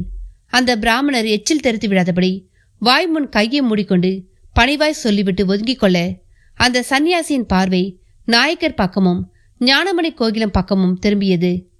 நமஸ்காரம், க்ஷேமமாயிருங்கோ. அவர் அச்சிதை தூவினார். நாயக்கர் கண்கள் கலங்கத் தொடங்கின. கலங்க வேண்டாம், எனக்கு எல்லாம் தெரியும். ரொம்ப சந்தோஷம் சுவாமி. எனக்கு என்ன சொல்றதுன்னு தெரியல. நீங்க முதல்ல இந்த காணிக்கையை எடுத்துக்கணும். போகும்பொழுது என் ஸ்ரீ காரியதண்ட கொடுத்துருங்கோ. ரசீது போட்டு தருவார். அப்படியே ஒரு எந்திரம் தருவார். மறந்துடாம வாங்கிக்கோங்க. எந்திரமா? ஆமாம், அதை உங்க ஜமீன் பூஜை அறையில புவனேஸ்வர் படம் இருக்கு இல்லையோ, அதன் கால் மாட்டில் வச்சு தினசரி தூப தீபம் காட்டுங்க, போதும். எங்க ஜமீன் பூஜை அறையில புவனேஸ்வர் படம் இருக்கிறது உங்களுக்கு எப்படி தெரியும்? ஆச்சரியமா இருக்கு. ரொம்ப சந்தோஷம், ரொம்ப சந்தோஷம். என் பொண்ணு வாழணும், அதுக்கு ஒரு வழியை சொல்லணும். நீங்க சொல்றேன். ஜங்கமனும் என் சிஷ்யன்தான். ஆனா குருவில்லாமலேயே மந்திர சாஸ்திரம் கத்துக்க ஆசைப்பட்டது அவன் தப்பு. அதனால தான் அவன் உபாசனைக்கு முதல்ல வர வேண்டிய ஞான சொரூபமான ஸ்ரீ சக்தி பிறண்டு போய் காமஸ்வரூபத்தோடு வந்துட்டா. எதையும் அனுஷ்டானம் தெரியாம கையாளக்கூடாது. ஸ்வரம் துளி தப்பினாலும் அபஸ்வரம். சப்தமும் அப்படித்தான். சரியா சொன்னா மந்திரம், இல்லனா அது உபத்திரவம். இப்ப அதான் நடந்துட்டு இருக்கு. அது சரி பண்ணணும்னா ஸ்ரீ சக்தியோட சண்டிமுண்டி அம்சமான அந்த ஜக்கம்மாவை ஜகத்துக்கே அம்மானு சொல்லலாம். அவளை குளிர பண்ணணும். அப்பத்தான் அந்த காமஸ்வரூபத்தோட பிடியிலிருந்து அவர் விடுபடுவார். குளிர பண்ணணும்னா அவளோட பிரதிஷ்டில பல தப்பு நடந்துடுது. அவளோட கண் திறந்த நாழிலையும் முகூர்த்த குணங்கள் இல்லை. ஆகையால் அவளை ஒரு ஜலத்தாரையில படுக்க போட்டுட்டு பின்னால உசிதமான நல்ல நாள்ல உரிய முறையில பிரதிஷ்டை பண்ணினா அவ அனுக்கிரகம் உங்களை எல்லாம் காப்பாத்தும். இல்லனா எல்லோருக்கும் துக்கம்தான். தப்பா பிரதிஷ்டை பண்ணாலும் ஆகம குற்றை இருந்தாலும் அனுக்கிரகத்தை நேர்த்தியா பண்றது கணபதி மட்டும்தான். ஜக்கம்மான்ற இந்த மந்திர தேவி சாதாரணமானவை இல்லை. அதான் காமாக்னியா வந்து ஆட்டி படைக்கிறா. அந்த கோயில் இப்ப அவரோட பிடியில இருக்கு. குறிப்பா அந்த ஜெயந்தி மங்கலம் என்ற வப்பாட்டி பிடியில இருக்கு. இதுல எப்படி நீங்க சொல்றத நாங்க செய்யறது? இவ்வளோ வழியை காட்டின அந்த சக்தி இதுக்கு தானா வழியை காட்டாம போயிடுவா? போங்கோ, வழி தானா பிறக்கும். கைகளை உயர்த்தி ஆசிர்வதித்து அவர் திரும்பவும் ஜபிக்க தொடங்கினார். அவர்களும் புரிந்து கொண்டு வெளியே வந்தனர். ஸ்ரீகாரியத்தை பார்த்து காசு மாளிகை கொடுத்துவிட்டு அவர் தந்த எந்திரத்தையும் பெற்றுக்கொண்டனர். திரும்பவும் அவர்களது சாரட் வண்டி அள்ளிப்பாரித்த நல்லூருக்கு கிளம்ப தயாரானது. இடையில் என்ன தோன்றியதோ ஞானமணி கோகிலத்துக்கு, அப்பா இவ்வளோ தூரம் வந்துட்டு மீனாட்சி அம்மனை தரிசிக்காம போறது நல்லதா படலப்பா என்றாள். கைகளிலேயே இருந்தது ஸ்ரீகாரியம். பூ போட்டிட்டு தந்திருந்த எந்திர தகடு. சரி வா, அவளையும் தரிசனம் செய்துவிட்டு கிளம்புவோம். அவர் ஆச்சரியம் குறையாதபடி அவளோடு உள் நுழைந்தார். இப்படி தனியாகவெல்லாம் போனதே இல்லை. கம்பத்தடி மண்டபத்தை ஒட்டி கல் தூணிலேயே ஆகிருதியாக முளைத்தெழுந்து நிற்கும் காளியின் சொரூபம் பன்னிரு கைகளோடு அவர்களை பார்த்தது. கோகிலமும் திரும்பி அதை பார்த்தாள். அந்த கல் சொரூபத்திடம் ஒருவித ஆக்ரோஷத்தன்மை. இந்த உலகில் ஆண் இனம்தான் வலிமை மிக்கது என்று எவன் சொன்னது? என்னை பார் என்று அது மிரட்டலாக கேட்பது போல கூட ஒரு வினாடி தோன்றியது. ஒரு வினாடிதான், சிலையாகவும் தெரிந்தது அது. அடுத்த வினாடியே அந்த காளியின் கண்விழிகளின் கரும்பாப்பாவிடம் அசைவு, பன்னிரு கைகளிலும் கூட அசைவு, நெளிவு. ஐயோ! ஞானமணி கோகிலம் பதைத்து போய் அம்மா என்று சிலிர்த்து கைகளை குப்பினாள். அவள் பிடியிலிருந்து கீழே விழுந்த எந்திரம் சற்றென்று வீசத் தொடங்கிய காற்றாலை மேலெழும்பி பட்டம் போல பறந்து காளியின் இரு பாதங்களில் கொட்டி கிடக்கும் மஞ்சள் குங்கும குவியலில் போய் விழுந்தது. என்ன நண்பர்களே, கதையை கேட்டீங்களா? இந்த கதையோட தொடர்ச்சி உங்களுக்கு அடுத்த பாகமாக வரும். அதுவரை இந்த கதையை கேட்டுட்டு உங்களுடைய கருத்துக்களை பதிவிடுங்க. லைக் பண்ணுங்க, உங்க நண்பர்களுக்கும் ஷேர் பண்ணுங்க. நன்றி, வணக்கம்.